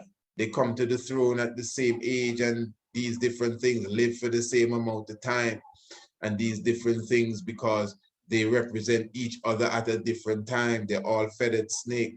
It could be reincarnation, or it could be another expression of spirit, but they're connected. This is why you see them expressed that way in the mythos, in the mystics, in the esoterics. So Tutankhamun, on his footstool, he have all these fellas running. I know there's a different interpretation for that. People say that they're prisoners. I mean, depending on how you look at the spiritual realms. Depending on how you look at the spiritual realms. But I'm telling you that they're reincarnation specifically of that same energy. That's why you have 3 different types. Look, the 3 different types here. You have 3 different types. Now remember, this is the same mask. And the 3 different types are seen in the mask. The Olmec looking man. See the Olmec here? You can't miss the Olmec. Look at his eyes and look at his helmet. Remember, this is the same mask here. This rendition turned upside down. So this rendition of the mask shows you 3 figures. It shows you Lord Pacal, it shows you the Buddha, and it shows you the Tutankhamun figure, that rendition. And when you turn the mask upside down, this is the same thing upside down. It shows you 3 other figures. I say that these 3 figures here now in the upside down mask is figures of future characters after the making of the mask. At the making of the mask, these 3 figures were figures from the past. The Buddha, Tutankhamun, and even Lord Pacal, who was the one that would have passed wearing the mask. But when you take this and you turn it upside down, you get 3 other figures here. And these 3 figures, the Olmec figure, obvious, you can see, you can't deny, look how this Olmec look here, look at his helmet, look at his face. Then you come back here, look at the Olmec face right here, and the helmet on his head. Good. In front of his mouth, you see a man here with some fluffy, woolly hair and a beard. He's in front of the Olmec's mouth. He replaces the Buddha. The Buddha was right in front of Lord Pacal's mouth. Lord Pacal is the king of the main Olmec people. So when you turn the mask around, Lord Pacal becomes this dreadful looking Olmec. Follow me good. Lord Pacal becomes this dreadful looking Olmec, and the Buddha becomes this man with the long hair, just like how they say Buddha shall return with locks. Buddha shall return with locks. That's what the story says. You even see it for yourself, the Buddha with the locks, and even the banyan trees that grew over the Buddha statues in Cambodia. Buddha shall return with locks. So the Buddha that was in front of the mouth of Lord Pacal becomes this man with long hair or locks in front of the mouth of this Olmec here. He's the word. When the Olmec speaks, he drop out the mouth. This is very serious, you know. And then now, where the lotus flower was in the other picture, you see the man here, the elder man without beard, with the beard, but no locks appear. These three figures appear back again. These three figures represent these three figures from the past. These three figures from the past have been seen in the mask again as three figures in the future, clearly. And this is why now we highlight that Marcus Garvey is this Olmec figure here, which is really the main character that we are dealing with tonight. And let me just make it clear to you. For sure, you actually see a Trinity here. Let me show you here. And see them first three people here? Look at the first three people here, family. In fact, let me get my little marker. Look at the first three people here. The man with beard and no locks. This represents Haile Selassie. Straight up. This dark represents the Olmec, Marcus Garvey figure, and the high priest, beard with the locks figure. Now what happened here? You see, again, this figure at the beginning and it at the end. The first and the last. Everything else in between. And I highlighting again the Olmec, dark figure, four of them running, and I find that's a mystic when it comes to the forerunner. All right, good. Now, Mosiah Garvey, again, is the Olmec people. You see them here playing with the ball, the rubber ball. In fact, many people credit the Olmec people with the whole concept of football, etc., etc. All right. If you heard Vaughn Benjamin, you'd hear him in the song My Joy when he says, even I play football, oh my, even Olmec head still I play football. Olmec head still I play football. Have you ever heard the story when they say, and it's not just Rasta, I hear other people say, they take John the Baptist's head and play football with his head. When they chop off John the Baptist's head, they say they take John the Baptist's head and play football. Some Rastas even go as far as to say that's where football come from. I don't know really, but for sure, that story about John the Baptist's head go far. Now, the reason why I brought that up is because I want to highlight some things from the Bible now. We're coming home now, family. Just tiger with me. We're coming home. Now you see, Elijah. I showing you the science of reincarnation and spirits passing forward. Remember, in the night of the Black Tiger, we did a segment called 1919. I sure you remember that, 1919. And one of the things, the reason why we highlight 1919, for example, is that 1919 is very mystic when it comes to Marcus Mosiah Garvey. Now, 1919 is the year that the Black Star Liner sailed out first. 1919 was also the year where the model for the cyclone that is used up to today was created in 1919, and we know who Marcus Mosiah Garvey is in relation to the cyclone and the whirlwind and the huracan. Remember, huracan is the main god of the wind and whirlwind, and that's where you get the term hurricane. You know, we even highlighted in the scripture as it relates to the Isaiah chapter 19, verse 19, that talks about the pillar in the midst of the land of Egypt and the altar on the border thereof. And we're showing you that pillar in the midst and the altar on the border thereof, specifically Isaiah 19, verse 19, represents the pyramid of Giza. All right. But anyway, not to stay too long on that. Now, 1 King chapter 19, verse 19 is going to show you, 1919, Garvey now, is going to show you specifically when the prophet Elijah passed on his power to Elisha. I wanted to just follow this good family. Now, Elijah, again, is considered to be the prophet in the book of Malachi. Let's go to Malachi quickly, where he says here, verse 5, in the last chapter, Malachi 4, verse 5. Behold, I will send you Elijah the prophet before the coming of the great and dreadful day of the Lord. And he shall turn the heart of the fathers to the children, and the heart of the children to their fathers, lest I come and smite the earth with a curse. Now, the Elijah is seen as a forerunner here. Elijah is coming before the great and terrible day of the Lord.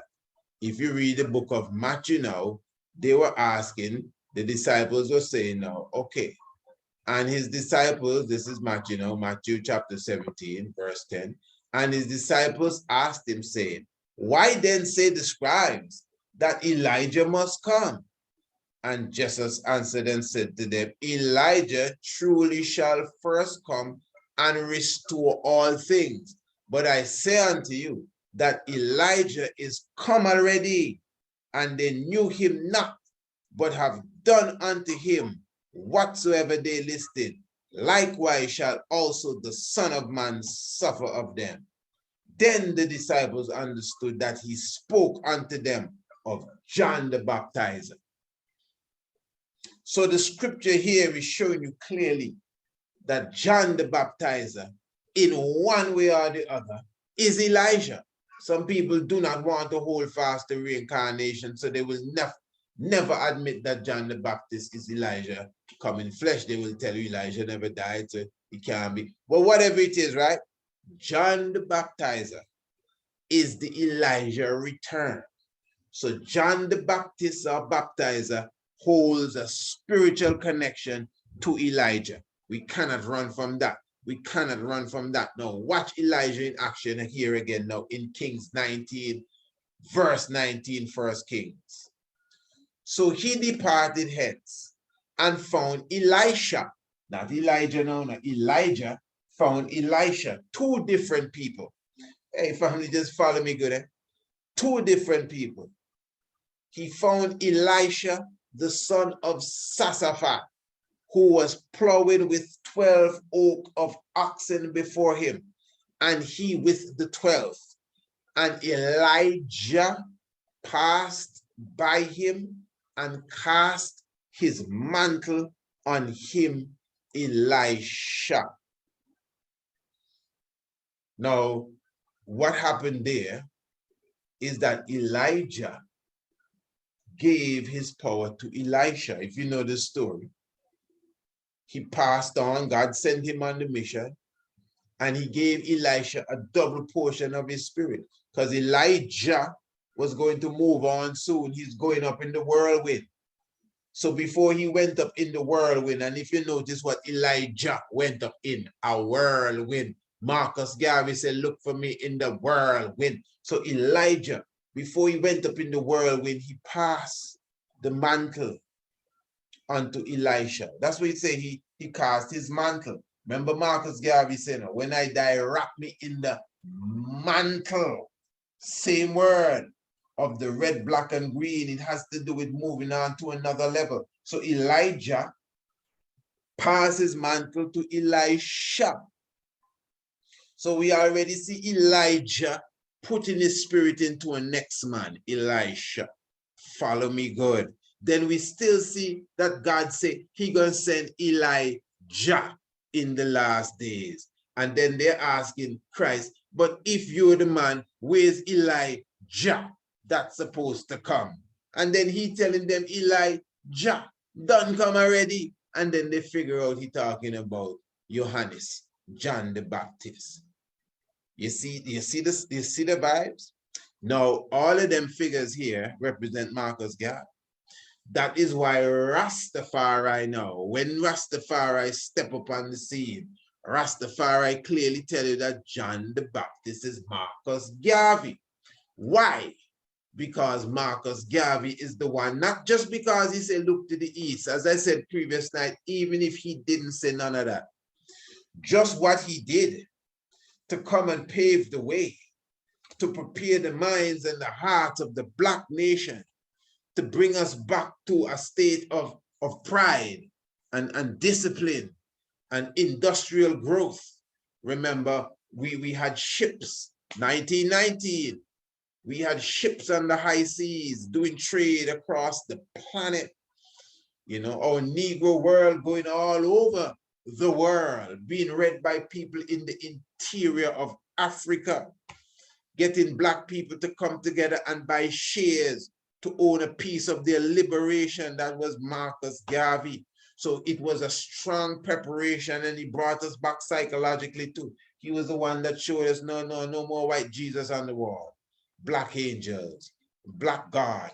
That's Marcus Garvey to us. So he prepared us, and yes, he did point us to Ethiopia in words and in deeds, and pointed us to Rastafari several times. You follow what I'm saying? So Marcus Mosiah Garvey, even within his own self, that is why we must refer to him as the prophet, you know, because he went and prophesied, he went before, he cleared the way for the Emperor Haile Selassie to come and sit in our hearts. I'm telling you, whether you see it like that or not, but that's where I am with that. So that is the characteristic of the Olmec too. And remember, the Olmec are the same rubber people, you know. The rubber people, the Olmecs are the individuals that really, they say, invented the games of the ball, the football, etc. So the Olmec being Garvey, and Garvey being John the Baptist. This whole story, whether it be true or not, about them using John the Baptist's head to play football, is very mystic how it come back to the same inventors of football. The Olmec. All right. Tiger with me, family. We're soon done. We're soon done. Now, it took a little more than I expected, but trust me, we have to make sure the point is home properly. So now, return to the Olmec calendar. Already we did a program previous evening. That's why we did them programs to prep you, showing you the origin of the Olmec calendar. Now, first of all, you see, as I was telling you previous night, look at the face that they mash up here in the Olmec calendar, Shai calendar. It's the Olmec. You see the Olmec best here, with his tongue sticking out. This is from the interior of Africa, the Twa people, the Hutu and Twa people, what they call the Pygmies or the Baka. They also call them the Baka people. You see them here. You see the Olmec even in Greece and France and some old statues, tongue sticking out. That is the Olmec here. You know, so that is why you see the best figure here, who control childbirth, etc., on the Olmec calendar. Good, very good. So the Olmec calendar again began on the 13th of August, 3113. As we showed you previous night, in 1920, Marcus Mosiah Garvey rose the red, black, and green officially on the 13th of August, 1920. just before his 33rd Earth Day. Now, with all the links we showed you to show you that Marcus Garvey is one with the Olmec, that just adds to it. Marcus Mosiah Garvey owning a rubber plantation, that just adds to it. You know, because anywhere you find the Olmec, you always find the rubber tree. Anywhere you find the Olmec, you always find the rubber tree. All right. Now, the Olmec animal symbol is the bat. The Olmec animal symbol is the bat. And that is why now there's a strong link with the Olmec and Anubis, because the jackal is the equivalent. The Kemetic Anubis symbol is similar to that of the Olmec Mayan people and the bat. So that is why now you see this is the Mayan bat mask. This discovered in Mayan kingdom. Obviously it looked like Batman. And we've been telling people that Anubis is linked to Batman even before we found that. Because you have to see the link, you know. Remember, Anubis is linked to the Olmec through the bat. Because it's the works of the bat is that of the jackal from the Mayan to ancient Egypt. All the scholars say that. And it's true. Okay. In the mythos we're talking. Fair enough. Good. Now, I mean, this is deep. We've gone a bit into the fairy tale folly days, and I don't want to even linger too long on it. But look, you see, you can even see Anubis, how they look similar. Look at the ears. Look at the ears, because you see, remember the bat now.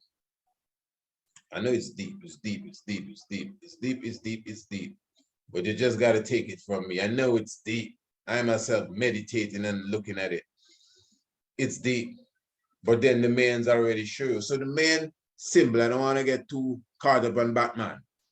The main animal symbol for the resurrection is the bat, which is the same animal symbol or the same characteristics given to Anpu, Anubis. Now follow this link, family. The Olmec is the forerunner. Anubis is the forerunner. Whether it be Kente-Amente, whether it be wet or wet, they're all forerunners for Osiris, the Christ figure. It even goes as far as to say they absorb themselves into Osiris and eventually come off the scene to give Osiris the glory, just like John the Baptist come off the scene to give the Christ the glory as well. It's just a mystic thing. We all see Marcus Garvey, as I say, burning inferno. The king crowned, and after a while, Garvey just out, and there's the king, absorbed into the king, like I positive, because the day that they say Marcus Garvey passed on, the 10th of June, 1940, that was just 2 days ago, isn't it? 10th of June, 1940, according to the emperor in his own autobiography, that was the day he began to plan for his return to Ethiopia. The same day Marcus Garvey supposedly passed. As Marcus Garvey said, when Marcus Garvey dies, Marcus Garvey lives. So if you understand the African spirit, if this is so, the energy and the oneness is like, it was like Elijah putting his mantle on Elisha. You know, because whether you like it or not, whether you think they disagree or not, Haile Selassie and Marcus Garvey share a one spirit, especially in the redemption work. So for Garvey to come off of the scene, the very same date, the actual date when the king said in his autobiography, time to leave England, and Garvey was in England too. And Marcus Garvey was in England too. Remember, it is Anubis was the one that wrapped Osiris up in and bring him to life after 5 years of death. Remember, Anubis is the one that wrapped Osiris up and bring him to life after 5 years of death.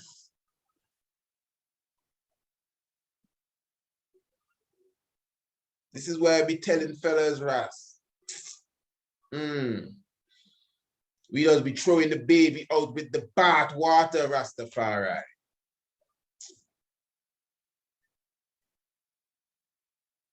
I love high and new knowledge just like everybody else, you know.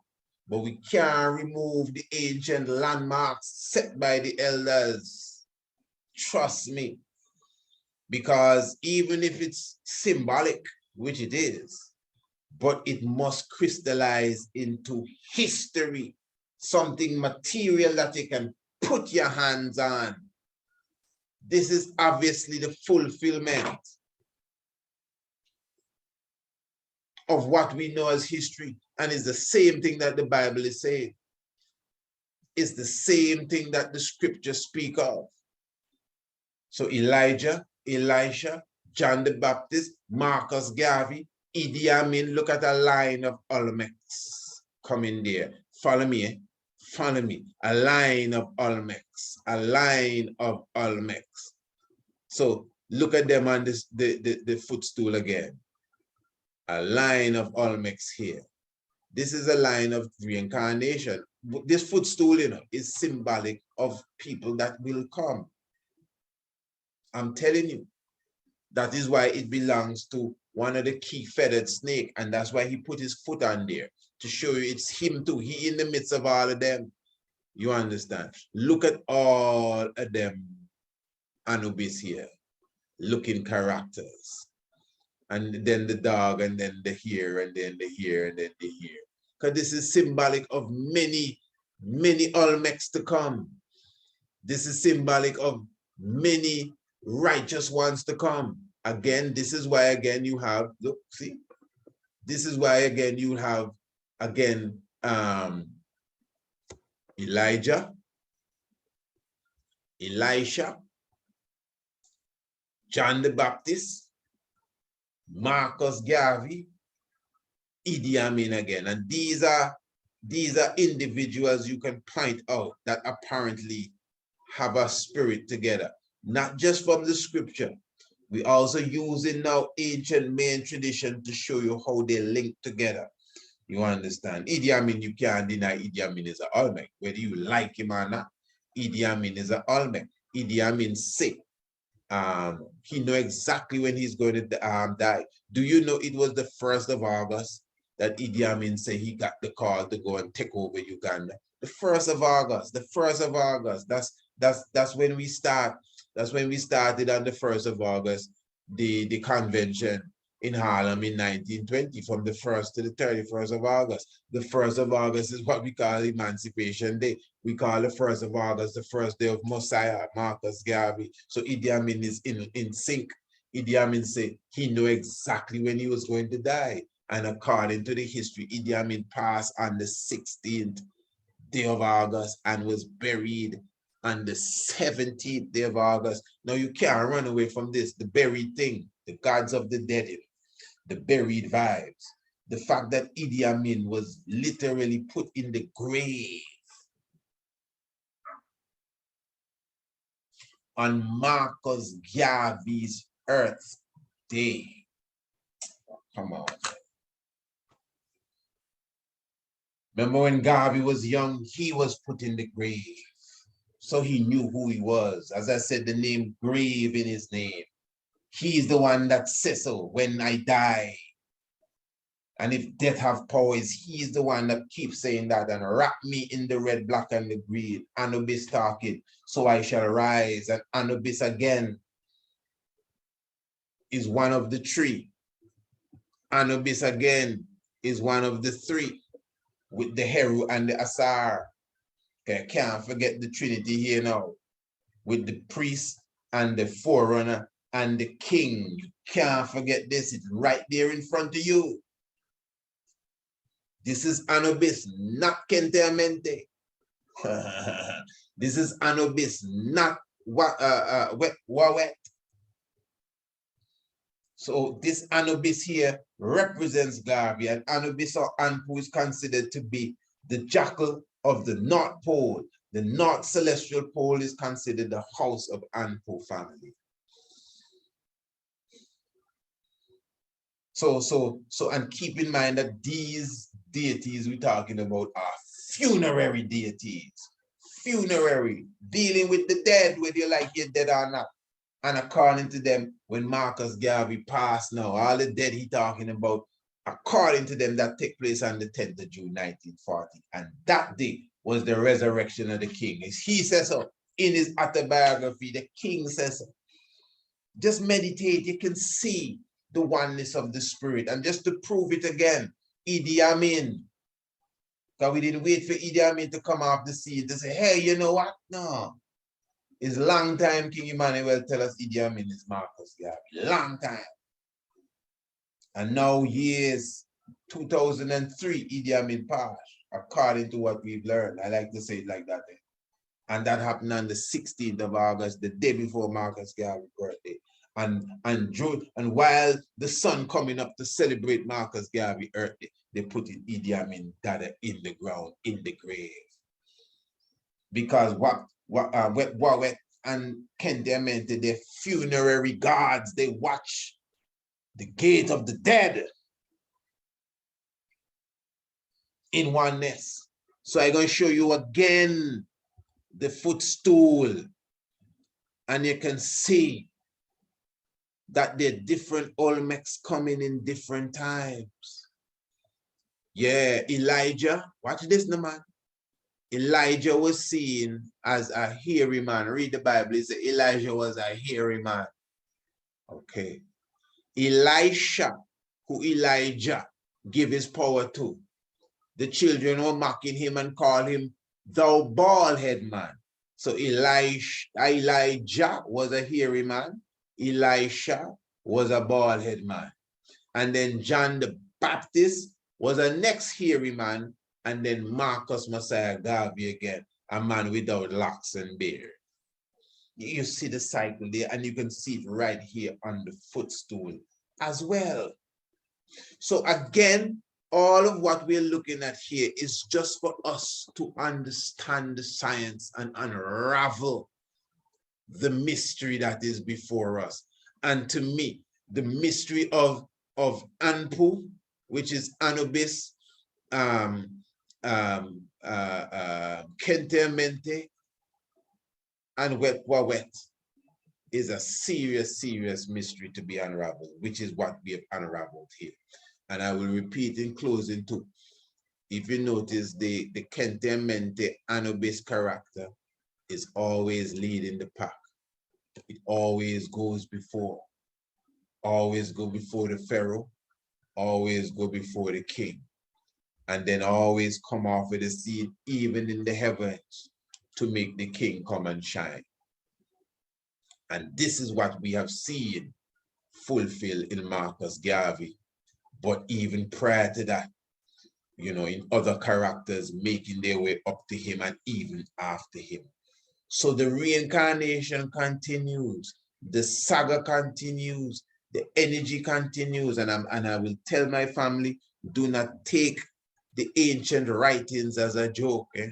Don't just gloss over them, whether it be glyphs, Bible, or otherwise. Don't just gloss over none of this stuff and say, yeah, I know what it means, man, and move on. You yourself, your history, your vibes is written and encoded in enough of them glyphs, and even in the scripture.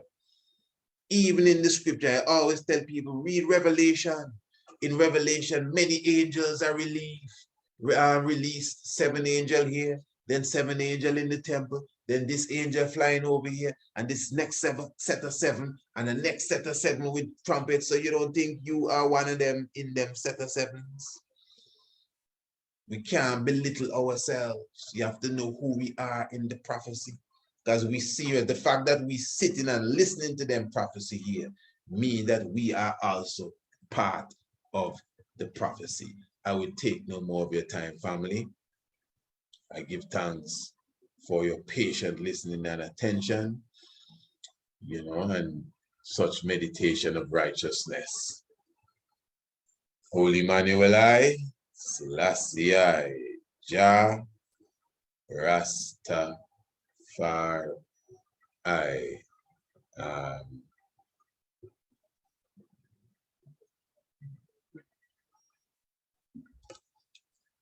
give thanks and praises.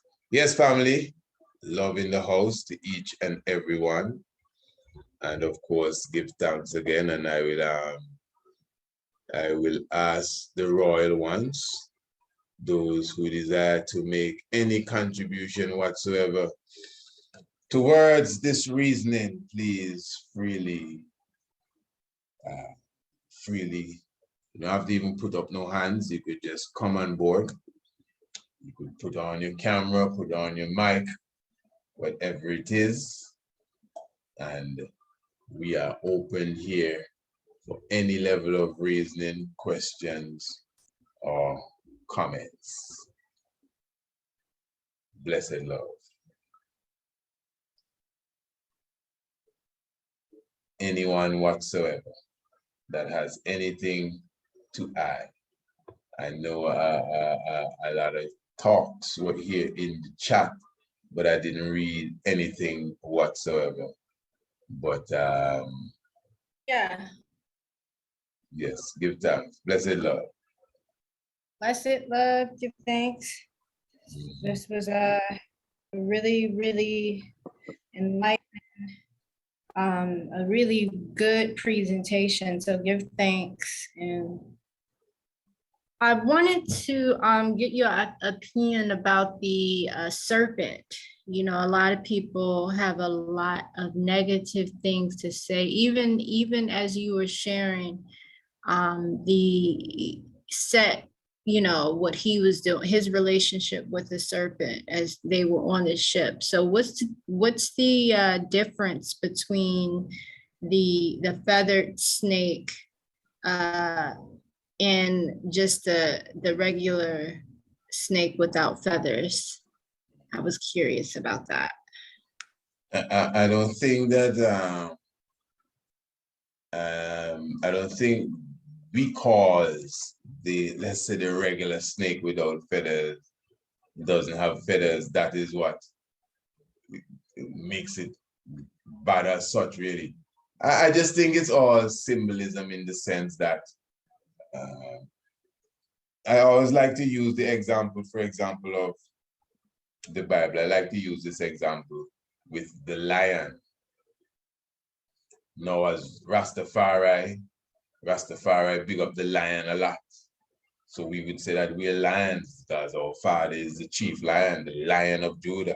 So we become very connected with the lion figure, even from a scriptural point of view. And rightly so, because the lion is our symbol, the lion symbol big for us. But then now when you read the Bible, the lion is also seen in a negative way or an evil way. And he shall trample the lion and adder on the feet. Adder is like a snake too. Even Nebuchadnezzar, which is considered to be a chief enemy of Israel, his kingdom was typified as a lion with two wings. So I'm just saying that to say it's not a book of rules that says the snake have to be bad, or it's good when it has wings, or a lion is good and a snake is bad, etc., etc. It's just how we utilize the symbol at the time. So the lion can be good and the lion can be bad. Same thing with the snake, and I would assume in other ways. I would say that because of our religious upbringing, the few stories where the snake may not seem to be such a nice guy has been stained on our mind. So the snake eventually, and in fact, it's not even a snake. People argue that it's a serpent, because a serpent may not necessarily be a snake too. So just like a fruit is not necessarily apple. So all of that is up for interpretation as well, because it doesn't necessarily mean it was a slithering snake in the garden, but that's just my humble opinion on that outlook. So yeah, we brand the animals. Sometimes we take it out of the symbolic level and just brand the animal. So all of a sudden, a snake is this bad thing. Yes, sir. Give thanks, my Lord. Blessed Lord. Yes, my Lord. This was really, this was new and profound and, well, I would say, yeah, this was a really good one. So no one else in the family saying anything. I'm very thankful. Greetings, Adrian. Yes, honorable brethren, blessed Lord. Blessed Lord, Professor, it's such an honor to be You could here. speak just a bit louder for me, King.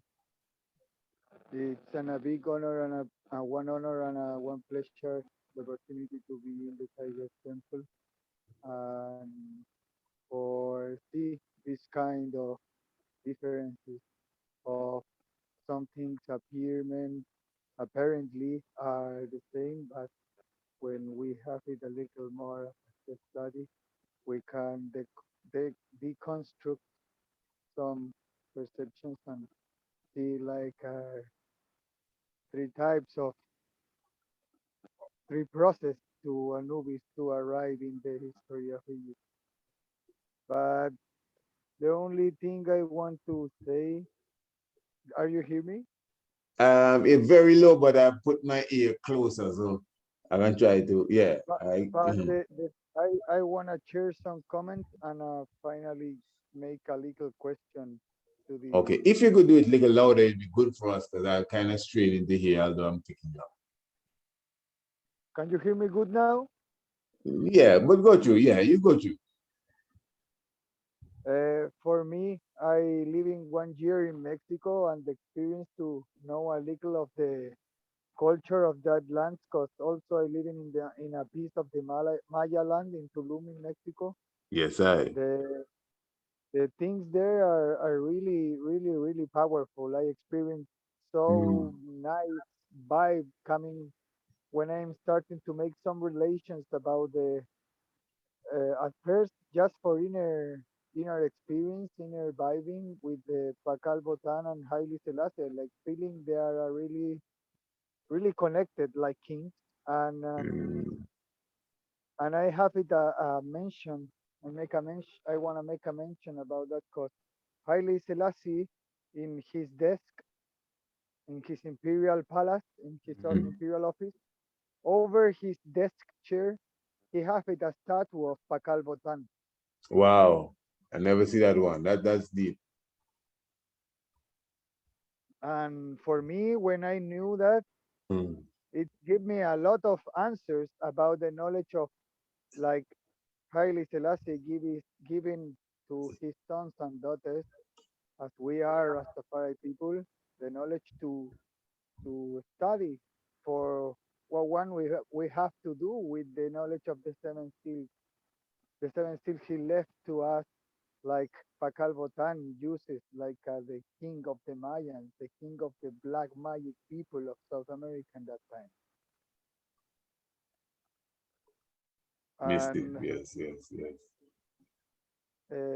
Pacal Botan is knowledge like an astronaut, like the divine astronaut. Astronaut, yes. And Yeah. every picture of Pacal Botan you can see in Mexico, he have it his dreadlocks. I never listened an Idren or a professor speaking about this directly, but for me, for sure, if you see clearly the image of Pacal Botan in different places, is with dreadlocks. Dreadlocks? Yeah, with dreadlocks. Rastafari. I hear Because you. it's like a tubular hair. He, in every picture, every sculpture you can see about Pacal Botan. And I want to make a little question because you speak the bat are the animal of the Olmec culture, like the important animal for the Olmec, the bat. Yeah. That's the question? And Or you're telling and me? the bat. No, I'm gonna make the question now. And the bat have it a really important relation with the sound and the frequency of the sound. Mm. And I want to know if there are some information or something we can know about this, because I don't know. I don't think so. It's a choose thing by the culture. Say, yeah, the bat is gonna be. We are sacred animals. Wow. There are something they must to do. They must to feel like them animals for reach that knowledge and make them like them sacred animal of the culture. And I want to do if there are some information about that or not. I would believe that, and I'm not answering here in like in definitive, but only from experience. I know, the presence of certain animals have a spirit. They say a place that have a lot of donkeys is a very blessed place. You see a lot of honeybees around. It represents royalty. So if your people is saying that the bats, I don't know if it's like a messenger or they bring a good spirit, I would have to more lean on what your people are saying, because I think they would be more closer to the culture than I. But what I could say with the bat, as simple as it seems, as simple as it seems. Go ahead, you go ahead. I'm not from that land. I'm not from that land. I'm living in Chile. I'm living 1 year in Mexico. Okay, but you live in Chile. Yes, brother. I'm from Chile and I'm living In Mexico. in Chile now. Okay, but in Chiloé Island, in the south of Chile. Yeah, good man. Wow, that must be seriously cold. Yeah, man. Good man. But in Chile, the culture is a bit different though. In Chile, the culture, we have it like original culture. The most big group of the original culture in Chile is the Mapuche people. Okay, right. Mapuche. And Mapuche, it's a combination word, Mapu and Che. Mapu, it's earth, and Che is people. So the meaning of Mapuche is people of the earth. People of the earth. Wow.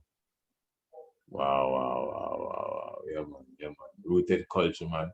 Well, you see, that's why I would quickly, because I have respect for the primitive and ancient culture, and especially people that through all the confusion that have preserved, even if it's 15% of the culture.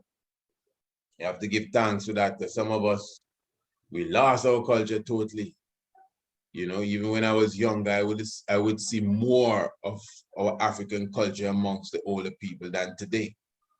So that's why when you hear ones that are still keeping up the culture, you must definitely rejoice. But what I was saying earlier is that if you notice, like see, like in sports, you have bat and ball. We never really sat and thought about that, but that's a play on our psychology, our psyche again, bat and ball. Because remember, the Olmec people, as I said, them is the one that, if you want to say, the rubber people then. So for sure, the Olmec are considered to be the real ball players, because they're the rubber people. And the animal symbol is the bat. Bat and ball. Just like in cricket, you need a bat and you need a ball. It's like in baseball, you need a bat and you need a ball. So that marriage between bat and ball, the terms that they give to these wooden objects to hit the ball, I am positive it's just a play on words. Somehow it does something to your psyche, because they know that the people that invented the ball that their animal symbol is the bat. So bat and ball still go together up to the like today. Yes, that wasn't a part of the script, but since you brought it in, I just dropped it in the whole kettle there. But yes, my Lord, give thanks for your contribution. You know, was a bit soft though, but give thanks. I hope everyone would have at least pick up what you were saying there. Give thanks, give thanks, give thanks. Really appreciate it. Yes, family, anyone else that has anything to say concerning the reasonment? I don't know what I would have left undone. Well, I'd assume there's so much more I could say for real. It's a deep subject. Little more and little more. Yes, family, blessed. Feel free to put on the right.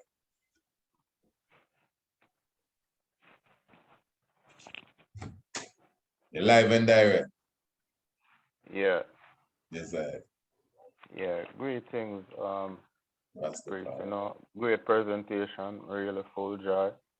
The lecture. Oh, give thanks, man. You know, I give thanks for the edification. You know, hailing from Jamaica, I never even get some of them knowledge. You know, me the Rasta man, them must say Hail Selassie, you know, chant and now I really understand why they must say Selassie. So you know, YouTube, I'ma find the priest original from years back, and it's been awesome since, you know. Give thanks. Knowledge and wisdom, I guide I and I, even in I and I endeavors what I and I tried, you know. Appreciate it, man. Really. The rubber tree mystic. I'm born in a yard with a rubber tree, you know. See, you know. Somebody say mystic still. So what your birthday? Really? June. Yeah, me had one of the first. Or the link up with the temple from them family. Yeah, I can't remember the date, what it was again. Yeah, it was the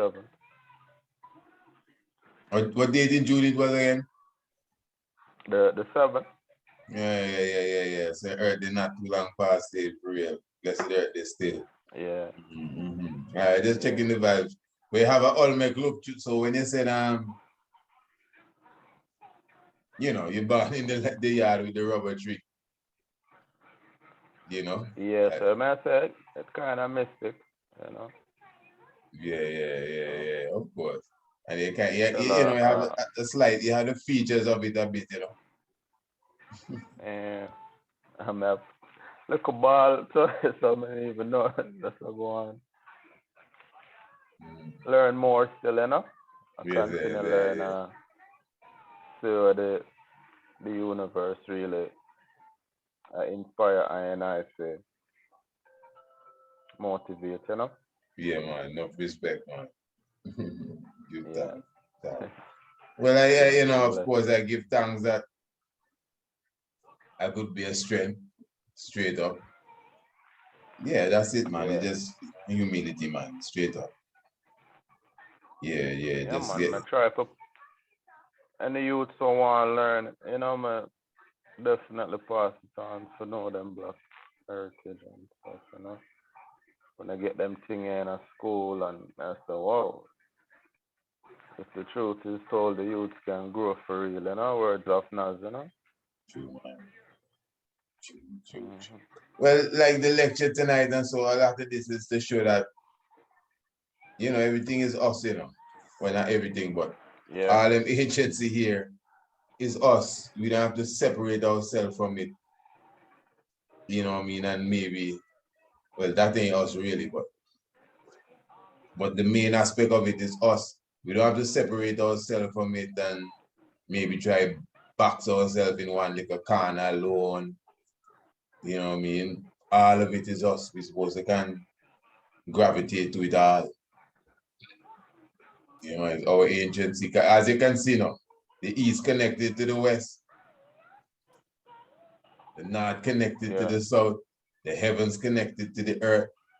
So when we now box ourselves in one little corner and we're not connected nothing, you know where we go. So we have to connect to. Yeah. Yeah, man, we have to connect. Definitely. I have to connect to the internet, you know? Yeah, Internet. Internet, right. Definitely. Don't give thanks, man. Yes, my Lord, give enough thanks Yeah, still. man, what? Enough more, cause I go get the youth them in the home school. You know, just time. I just a little time. Yeah, my Lord, give thanks. We appreciate love that, eh? Sure. All right. So how much use do I have there? 2 no. If 2 you want warrior. 4 of them. 2 warrior. 2 warriors, yeah, man. Oh, man. Yeah. Give thanks. I could ask the age. Yeah, I have 5 and 13. Yeah, man, the homeschool No. perfect. And the 13-year-old at the August, you know, the next to Marcus Garvey, you know, the 18th. Woo. The day after, man. You see, I know some link there now. That's what I was seeking for when I asked you earth there. Sure. He born in the rubber tree yard too? No. Okay. Close enough, man. Close enough. No fret. Yeah, but him make a trad. Find him grandmother still live there, you know. True. But you know, only for hurricane come through that was years back, and the tree that it live out since, you know. Yes, yeah. Mistake. the same rubber tree. Yeah.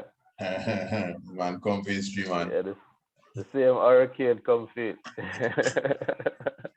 Wow. Yeah. Real revelation king. And I wouldn't be surprised the hurricane come in August. But so you go. Okay. Yeah. I even check it every last year in Jamaica, 17th August, it was a flood. Yeah. Yeah. And it just come up under there, you know, like if man see that 5 days ahead, just kind of show up and that's it. Yeah, man. Yeah. That's how markers work. Yes, my Lord, give thanks. No power. Greetings. Give thanks. That's the fire. Yeah, man. Yes, family, well, I give thanks to the moment, you know. Give thanks that everyone with a full joy. Let me see. I see I wouldn't call no names, but give thanks to all those that in the chat there, you know. Well, I'm humble, eh? Believe me, I'm humble. Believe me. It's just a humbling vibes to me. Yeah, see, give thanks to the man here. He look just, if you look at the king now, watch the king good. Watch the king and watch this thing here good. This man here in the front and he behind too, beginning and the end. And you can see even down to the complexion. Even down to the complexion, it look just like how the emperor be looking. And then behind him now you got the dark brother here. See? Them brethren's dark. Them brethren's dark, but all of them on the same footstool. Yeah, this is like a book, you know, for you to figure out what's going on, and you just put all the different pieces together. And that's when you start to point out things and say, oh, so this is the king, man. Yeah, this is this, and you figure it out and you work it out and you find yourself in the real standard. That's what it's all about, you know. Give thanks. So I'm gonna give thanks to the love. Crazy said, give thanks, honorable, for the ancient Kemetic knowledge, fulfillment in Haile Selassie. And